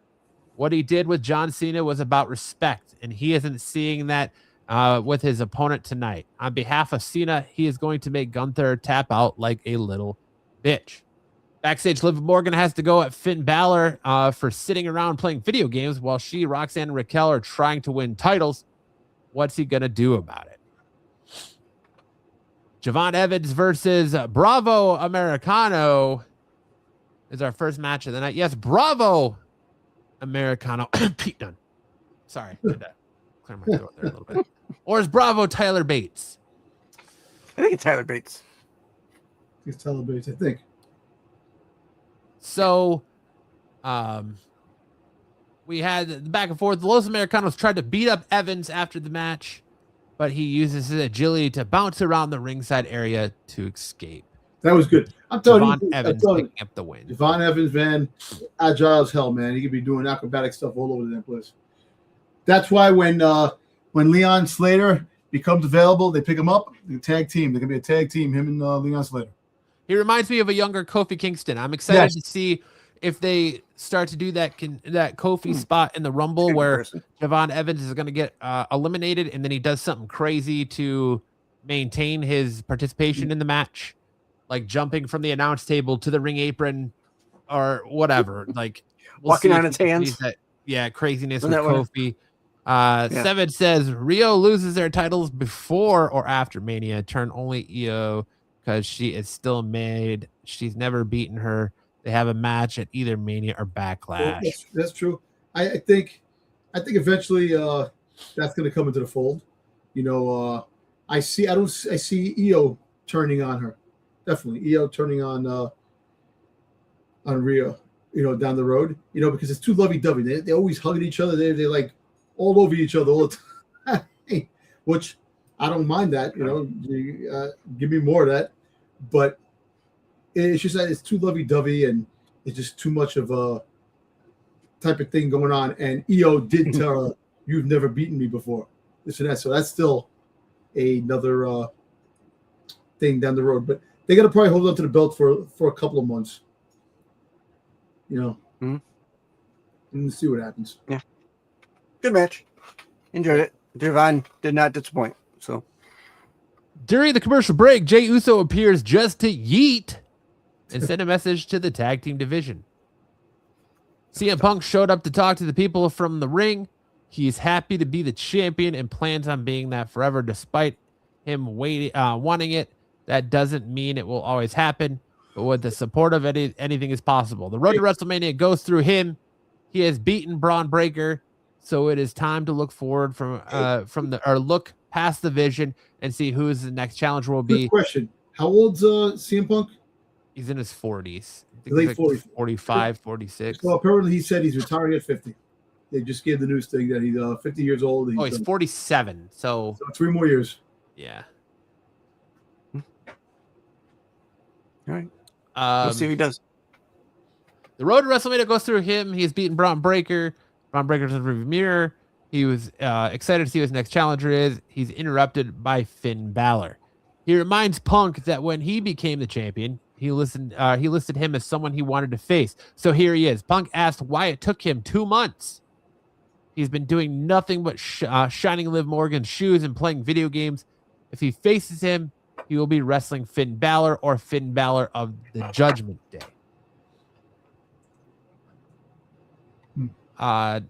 Next week, they're in Belfast, Ireland, and there will be we will see a new Irish world champion. Punk apologizes to Dusseldorf, Germany, as they won't get to see him work, and he's also apologizes to the Irish fans for when he puts Finn Balor to sleep. I really hope we get Demon Finn Balor. There was one comment in that promo where Balor says, "I'm not coming to the ring with Judgment Day, but I'm not coming alone." I'm like, exactly. I know. I wanted to say that. He did say that. So he's coming with somebody. The demon person, or maybe Demonico. Who knows? He come with Demonico. It would be sweet if he came out as the demon. Yeah. But I think it's going to be a Braun Breaker that gets in the way. Braun Breaker is going to freaking spear both of them. That's what's going to happen. It's going to end in disqualification. We got our women's world tag team championship #1 contenders match, the Kabuki Warrior versus Liv Morgan and Roxanne Perez. Again, very boring match. The crowd was not into it. The crowd was not here for it. Well, you know they what? Were singing soccer chants. I'm there for Liv Morgan and Roxanne Perez any day. I don't see the allure of Roxanne Perez. If I'm being honest, she's a sexy little thing, Roxanne Perez. I think she's a great talent, but she's not my cup of tea, I guess. But we saw the Judgment Day pick up the win there because Styx doesn't seem to have a slide for that. Nope. Maxine Dupree brings up the fact that while Becky Lynch claims to be the greatest, she had to cheat to regain her title. This is just a setback. During their rematch, Maxine will get her in an ankle lock and break her ankle. God damn it, please no more. I don't want to see Becky Lynch versus Maxine Dupree anymore. Becky needs to move on. Becky won the championship to promote her new appearance in Starfleet Academy. Yeah, we don't need Maxine Dupree versus Becky Lynch ever again. Yeah, she's in Starfleet Academy. Yeah. That's the outfit she was wearing. She was the outfit she had on. We thought that she was playing what's his name from the Goofy the Goof Troop. Power line from Goofy movie. Oh, Power Lines. Oh yeah. I did look like that. But she was wearing an outfit inspired by her outfit in Star Trek. Okay. Fair enough. You think that match sets up the return of Natty? I hope so. I would like to see Natty challenge for the Women's Intercontinental Championship, but I don't want to see Maxine Dupree versus Becky Lynch again. I just don't want to see it. We've had it 4 times now. I don't need to see it again. We'll find out about theories. What if he's working for Seth Rollins? When Seth Rollins makes his return. I was going to touch on that here in a minute. I'm sorry. You're good. You're good, Dom. No worries. Yeah. I just wanted to let him know I'm not ignoring him. Michael Cole asked Raquel Rodriguez about her attack on Stephanie Vaquer last week. Before she could say much else, Vaquer appears with her ankle still being injured. We get the reveal from Wade Barrett that her ankle is broken. Raquel leaves for a moment, but she returns shortly after that, getting some cheap shots in on the champion. She hits her in the ankle, hits her in the walking boot with the belt, and apparently broke the belt. I know. I saw. Doing so. Yeah. Good job. Backstage, Jey Uso talks to Otis and Akira Tozawa. He wasn't considering them for a future title shot, but if they're serious, he'll talk to Jimmy. Otis tells them they're serious, and they walk away. Another pointless backstage segment. Then we got our third match of the night. By this time, we're already, 2 hour and a half in? Hour and a half, 2 hours into Raw. We finally get our third match of the night, which saw Penta and Dragon Lee versus Bronson Reed and Austin Theory from the Vision, with Penta and Dragon Lee picking up the win via disqualification after Braun Breaker just absolutely committed a murder scene on Dragon. So that was such a visual, like I said, running down that the whole curve. Just running up there and just launching. Ba-boom. To touch back on Seven's comment, What's the deal with Theory? Is he an insider for Rollins or what? Go ahead, Dom. I was saying that we're gonna find out when Seth Rollins makes his return if he's still influenced by Rollins when he was the Messiah. We'll see what happens. A lot of theories on that, but I actually think, no pun intended, theories on it. No pun. But there's other things swirling around. There might be a major swerve that's going to be happening. Some say that Logan Paul is going to be the one that turns on the Vision. Because instead of having the Vision turn on Logan Paul, it have him, because they want Logan Paul to be a babyface. The Vision Wolf Pack. Yeah, the Vision Wolf. I think there's definitely something up with Theory because Austin Theory doesn't fit the group. He doesn't. He hasn't really done much. Really. He just kind of sits back there brooding. He doesn't like Logan Paul's a good fit for the group. Bronson Reed's a good fit. Braun Breaker. Austin Theory feels like the odd man out. There's definitely something there with Austin Theory that is cooking that's maybe not necessarily in the best interest of the Vision, I'll say. So. But I don't know. But I think it's just I think it's just smoke and mirrors. That it could be just playing that way. You're thinking one thing.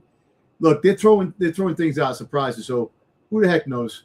Something a crazy twist might happen. Do you? But like I mean, surprise? Austin Theory went from like throwing himself in matches and taking command to now like the last couple of weeks he's just kind of been in the background. He's just kind of been there. Like the crowd's not even really acknowledged him. During the match, the crowd started a "fuck you, Logan" chant. Yeah, like there wasn't. There really wasn't any like Logan Paul is not like, but I think if Logan Paul, if they really do Logan Paul right, he could become a good babyface. I think they try to aim for that, but we'll see. But a furious Braun Breaker spears everyone until Adam Pearce stand alone and in his way. As they exchange words, the Vision continues their assault on Penta and Lee. Like I said, there's that beautiful, just amazing camera shot over the backside of Braun Breaker and Pearce as Bronson Reed was giving a tsunami to Penta. Oh yeah, that was a great shot. Yeah, I wish it was too. It would have been. Yeah, well, hey, somebody just posted something saying, "Friggin' Rusev's missing, the Street Profits are missing, and what's his face from was it Fantasma? What's his face? He signed and disappeared." Yeah. Apparently the Motor City Machine Guns are going to come back and work in AAA. So I don't know what's going on there. There's a lot going on right now. But Pearce gets in the ring to stop it, but then Breaker hits another spear. Pearce gets in Breaker's face, and this leads to Breaker placing his hands on Pearce, but the rest of the Vision is quick to hold him back. The GM ordered Paul Heyman to get rid of Breaker right now. After the short break, Pearce catches up with Breaker and decides to suspend Breaker indefinitely. Bronson Reed has escorted Braun away. Before he does anything, Paul Heyman tells him he just made a big mistake because he was the one who put his hands on Breaker first.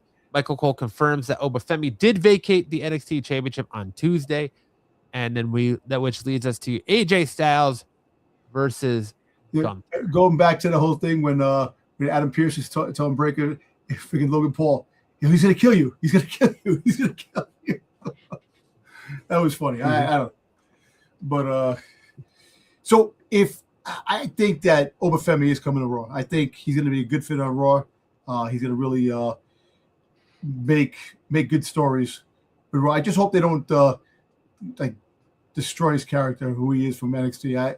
Too many times, they take a character and they freaking just they water him down after he comes from NXT. He was great in NXT, water him down. And I can name a bunch on my hands right now, but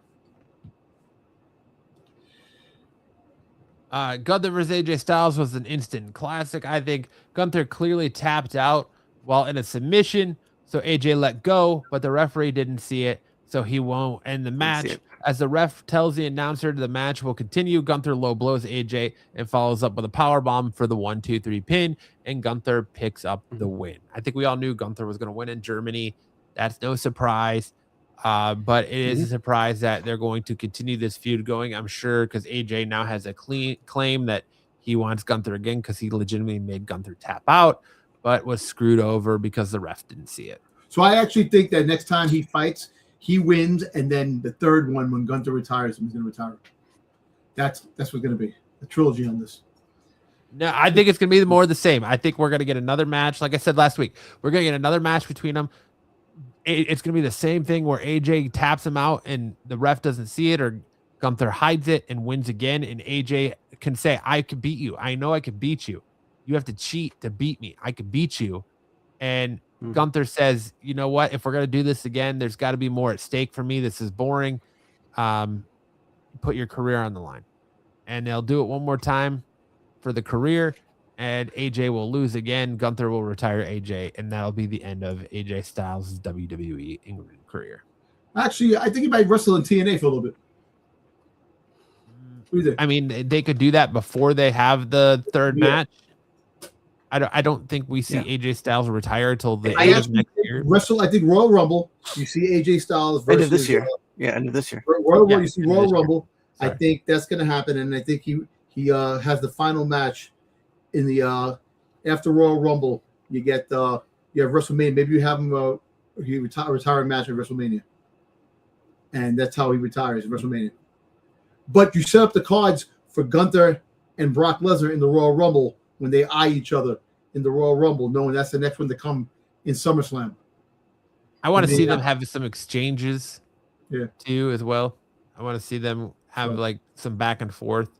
I don't want to see Brock just come in there and eliminate everybody. I don't want to see Gunther eliminating everybody. Like, you're gonna see Obafemi and Brock Lesnar. I would love that. Obafemi and freaking Bronson Reed. That would be great too. Obafemi and Otis, because Otis is the figure going to be in the thing. All the big guys. But that was it for Monday Night Raw from Dusseldorf, Germany. An okay show. Leaps and bounds better than the Netflix Stranger Things show we got a few weeks ago. Oh, guys, that was horrible. You could have had somebody come out as a Demogorgon.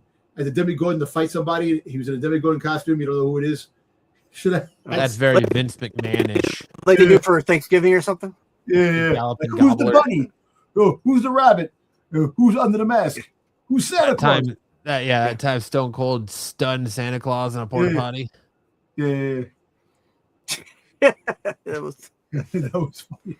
Then we'll move on to NXT. NXT was live last night from the WWE Performance Center in Orlando, Florida. Ava kicked off the show in the ring with an NXT Championship, surrounded by a bunch of superstars after Ricky Sainz interrupted to try and get her to just hand him the title.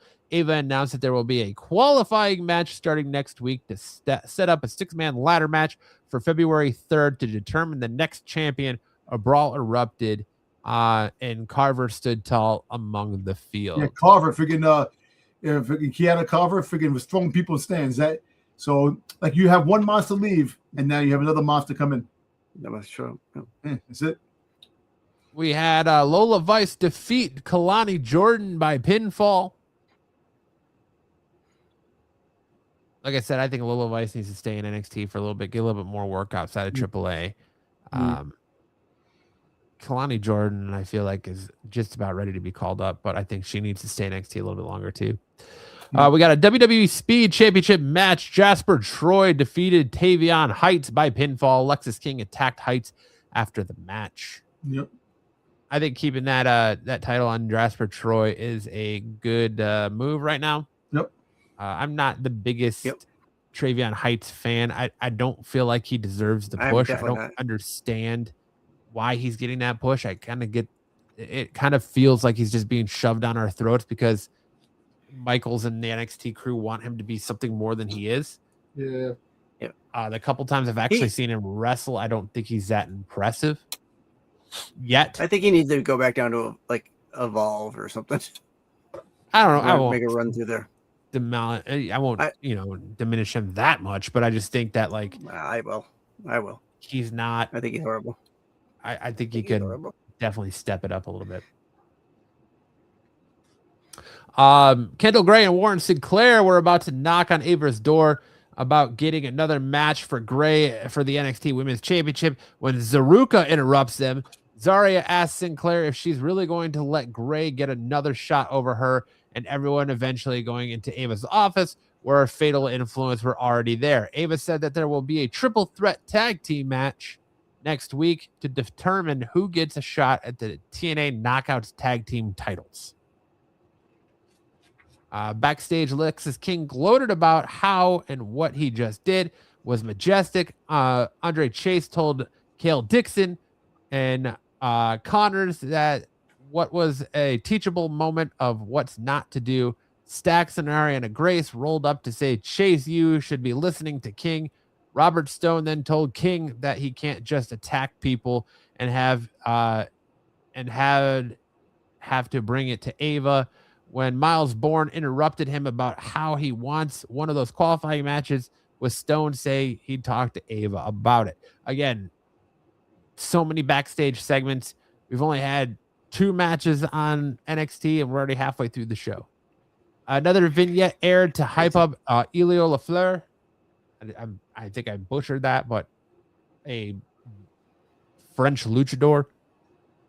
Ethan Page asked Ava backstage who his qualifying match will be. She said nobody, so he assumed he won't even have to qualify, which isn't the case. Ava says that he has to either vacate the North American Championship, or if he were to win the ladder match, he'd have to vacate it anyway. She then says that the title deserves all the spotlight and recognition, so he's going to have to defend the title against LaFleur next week. He's upset, but since he got a title shot on his first match, he turned around and she turns around on him. Ugh. So Blakeman, go ahead. Tom. I'm just saying. So my boy Ethan Page is gonna he's gonna probably lose the belt because he has to move forward to something else now because he still has the gender the belt tag team belts. Him and Chelsea Green, they still have the belts, which eventually they're probably gonna lose. Yeah. If they get that out of the way. But like I said, Ethan Page and Ricky Saints going to be holding up that the NXT for a little bit until they get called up after Mania, because I think after Mania you're going to get another bunch of call ups. Next we got Blake Monroe cut an in-ring promo about how great she is. Jada Parker returned to interrupt, leading to a brief scrape with Parker was entirely in control of. But by this time we're about an hour and a half into NXT when we finally get our third match of the night. TNA International Championship match. Stax Lorenzo defeating Shiloh Hill by pinfall. Izzy Dame cut a promo in the ring about her title win, belittling her potential challengers like Lola Vice and Tatum Paxley, who came out ready for a fight and ended up knocking down a security officer who was holding her back. Kelly Kincaid interviewed Ricky Saints backstage, who was already apparently in the ladder match without having to qualify because he was already owed a rematch. He says Eli Knight versus Sean Legacy and Shiloh Hill versus Josh Briggs as 2 qualifiers. This upsets Stax for how he just beat Hill and deserves a spot over him. Lexis King then told Stax, let's talk. Tatum Paxley was being kicked out of the building as reportedly by Blake Howard, who then spoke to the Vanity Project about how they're officially signed to their NXT contracts. Jackson Drake assumes he'll be in the qualifying match. Ricky Smokes and Brad Baylor will apparently face Chase U next week. Keanu Carver was approached for an interview, but he didn't want the cameras in his face. Then we got our no disqualification match. Joe Hendry versus Dixon Lennox by pinfall with help from OTM, who helped fend off the rest of Dark State, and Tony D'Angelo, who laid out Lennox, slammed Hendry as well, and dragging Hendry on top of Lennox. Tony D then took out the security guards. Ava was brought out to try and round him up. So there you go. There's NXT. 2 hours of NXT to 4 matches. Well, you know what? They did say that less matches are better. Like me personally, I like backstage, a lot of backstage, good backstage talk. I like a good mic, in the ring. I like the good interviews, and you have some good matches. Too many matches, actually, you can't keep track of things. But if you have 4 good matches, I think 4 good matches, 5 matches, definitely can be a great show.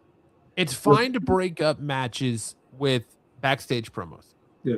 What I'm sick of is when you're in Raw and SmackDown, commercial after commercial after commercial after commercial. They're paying for the advertisements. That's the whole freaking thing. I get it. The advertisers are paying millions of dollars to the WWE for the commercial brand, and that's what happens, and it sucks. You could pay the extra money and get non-commercial breaks.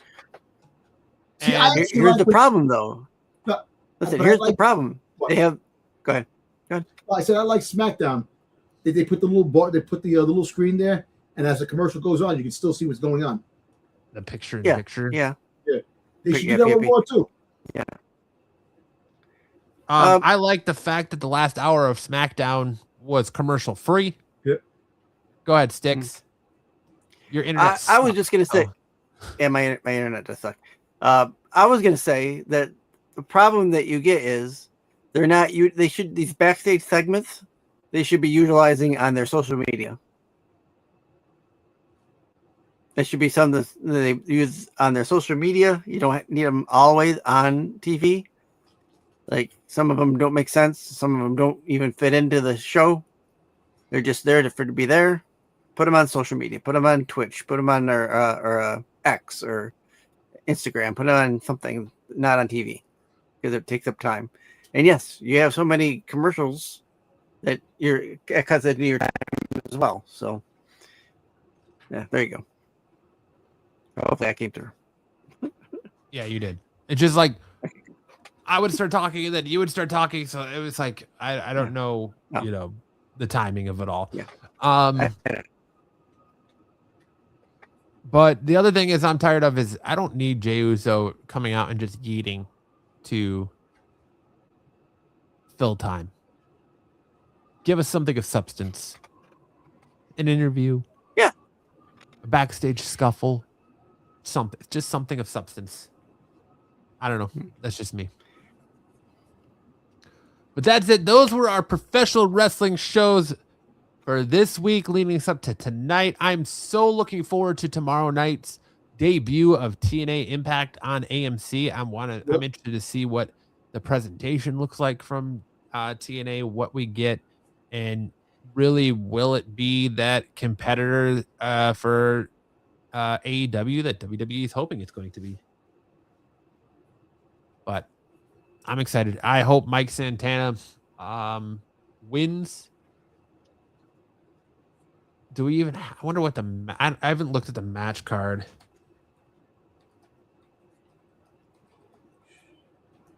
For TNA. Okay. Let's see what that match card is. Impact this Thursday, January 15th, features Frankie Kazarian versus Mike Santana for the TNA World Championship. I hope that Mike Santana retains or takes the belt back from Frankie Kazarian there. The Inspiration defending the Knockout World Tag Team titles, aka the Iconics, against Elegance Brand. Cedric Alexander versus Jason Hotch, and Indy Hartwell versus Danny Luna, plus a segment with the System. So there you go. There is your a non-match segment. The System, Moose, Brian Myers, and Eddie Edwards are going to appear. So there you go. Okay. Excited for the debut of TNA Impact on AMC. So, I'm actually working tomorrow, so that's going to be. I'm going to probably try to catch it when I can. If they have a replay on it, I'll watch it. Can't watch it. Maybe I can watch it at work. But that's it. I think we officially. Yeah. Go ahead, Sticks. Does AMC have replay? I don't think they're on Hulu. No, they're on AMC, I think AMC has replay because they used to play The Walking Dead. How many times they play The Walking Dead when The Walking Dead comes on? Just on their AMC app, though, Yeah, right? AMC. Yeah. So I what think does Styles end up doing in TNA? I think Styles just comes in to promote it. kind of Kick it open the off. show, maybe as TNA royalty. Maybe he gets involved in the TNA World Championship match. I don't know necessarily about that one, but I could see him coming in just as like, being there because he's TNA royalty. Mhm. But yeah, that I think we pretty much recapped everything going on in WWE in the professional wrestling world this week. Anything else you boys want to talk about before we get out of here tonight? No, I think we covered a lot of the stuff. Any of the rumors, like I don't think we talked about some of the rumors in the beginning, so I think we're good on that. Nothing really, nothing stands out. I think the Drew McIntyre belt change was the biggest thing this week, quite frankly. Yeah, that was a big surprise, and let's set the stage to see what happens. Called by Mr. Tober over here. So, but you know what? We're a team. We all called. We all had the ideas of what could transpire. And look, I love the fact if they do unpredictable things where you have to guess and you say they can't do that. That can't be. But you know what? Drew McIntyre might hold the belt to elimination and then lose it. So anything's possible. Like I said, the way things are going, no more long-term champions. Like, Roman Reigns, as great as he is, held that damn belt hostage for 3 years. 3 years, and was there part-time. Yeah. So I don't want to see that anymore. No more part-timers winning the belt. No more part-timers freaking winning. If you want to win something, you can win the Intercontinental Championship, Tag Team Championships, but no more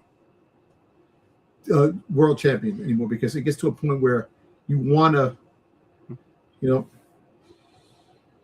Yeah. What's a crazy prediction y'all have this year? I think Punk and Rollins end up tag teaming at some point. That is a prediction right there. Yeah, and that's probably going to happen. That's going to probably happen. When Rollins, I was just reading an article. Rollins said that his progression of getting better. He can wash his hair now.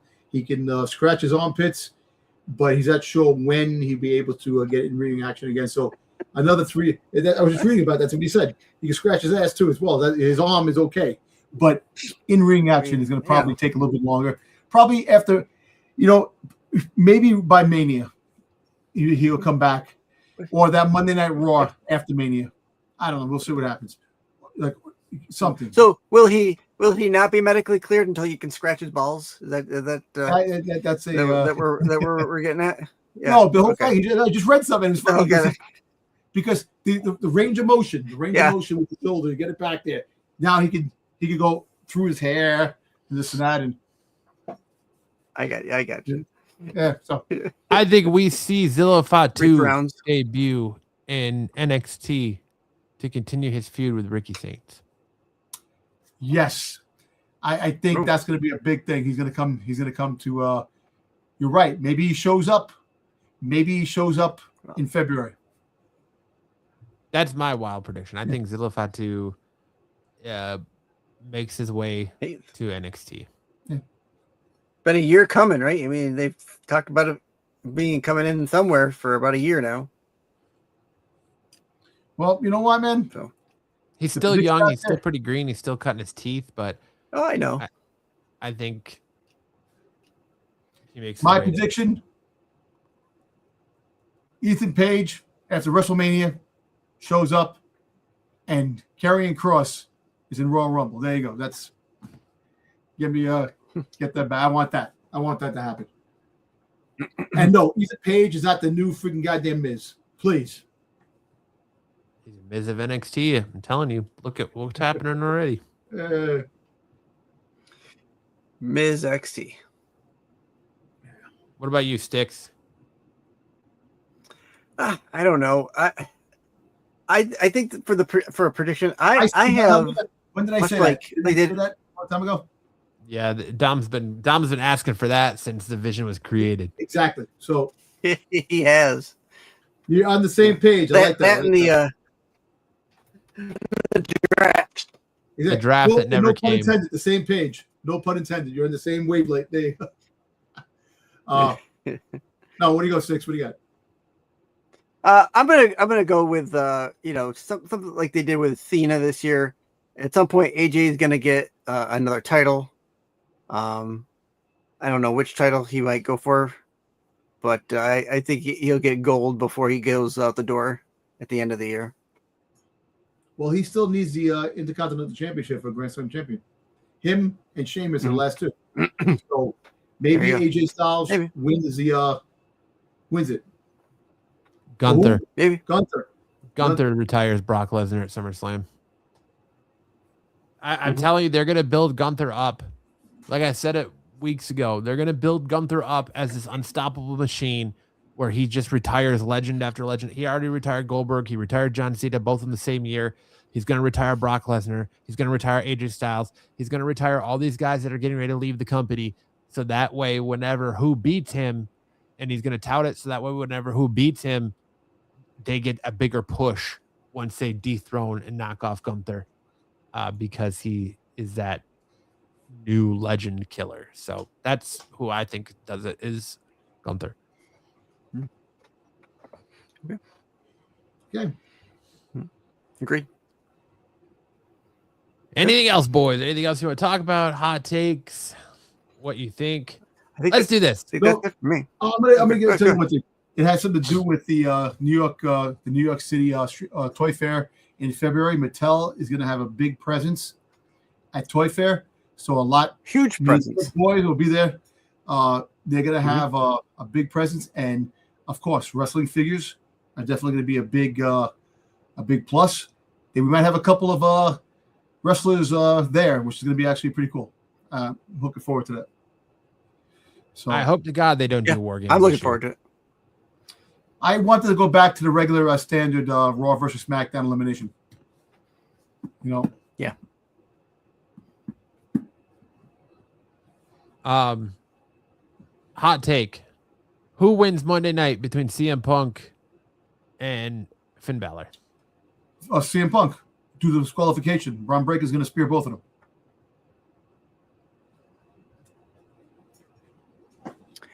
Sticks? I'm going to say Finn comes close. I don't know how much there's an interference, because that's not really something that Finn's not part of the. It's going to happen. Yeah. The Finn doesn't have anything going with the Vision. If it's not Braun Breakker, the Vision will be there. Somebody's going to interfere at disqualification, and both of them will get pummeled. I'll say either Logan Paul or Austin Theory get involved in that one, because I don't think it'll be Breaker. I don't know, but I'll say Punk. I'll say Punk retains because of the interference. They feed us Balor to lose to watch IWC cry some more. I think Balor wins by disqualification. Because I think Braun Breakker is going to come in and probably spear Punk. And both of them. So I think Balor wins by. I think he will spear both of them, but I think Balor wins by disqualification. So he picks up the W, but Punk retains. Although, I would love to see WWE take the belt off of Punk. I would love to see it happen just because it shakes things up. But I really think he retains. But okay. All right. Well, thank you guys so much for hanging out with us tonight. I hope you enjoyed the show. I hope you had a good time talking this week's professional wrestling. If you want more from Stick Boy and Dom, make sure to check them out Friday night over on Renovision on the Qualified if you like comics and such. If you want more from me and Sticks, you can find us every Saturday night right here and on Six's channels for Saturday Night Special. You can check Dom out Sunday nights over on Renovision for our Star Wars. If you're into Star Wars, you can check out all my shorts throughout the week, all my videos throughout the week. You can check out Sticks on his channel every Tuesday night for his Doctor Who Rewinds. And you can check us out here every Thursday night right here on Off the Mat. I know we did a special one tonight because Dom's got a prior engagement tomorrow night. So we're going a day early, but you can catch us every Thursday right here, 9 p.m. Eastern time for Off the Mat. This version of Punk kind of sucks. I think you hit the nail on the head there. But Dom, with that being said, as always, we turn it to you to get our week started right. Give us some words of wisdom. A broken clock is right twice a day. And there's a meaning behind that, so that's why I'm saying that I've actually been wearing a dead battery watch, so my watch has been really twice a day. So you really phoned that one in this week, Dom. Yeah, you really phoned that one in this week. Yeah, you gotta get those self-winding ones. Yes. With that being said, make sure to hit that like and subscribe button on your way out. Turn that notification bell on so you know whenever we go live with our hottest professional wrestling takes. This has been Off the Mat, your new wrestling obsession, and we'll catch you guys next week. Enjoy SmackDown. Remember, SmackDown is on earlier this week if you're watching on Netflix or watching it taped on USA. Remember, it will be a tape delay on USA, but if you're watching SmackDown, enjoy SmackDown, and we'll catch you guys right here back here next Thursday night for a brand new episode of Off the Mat.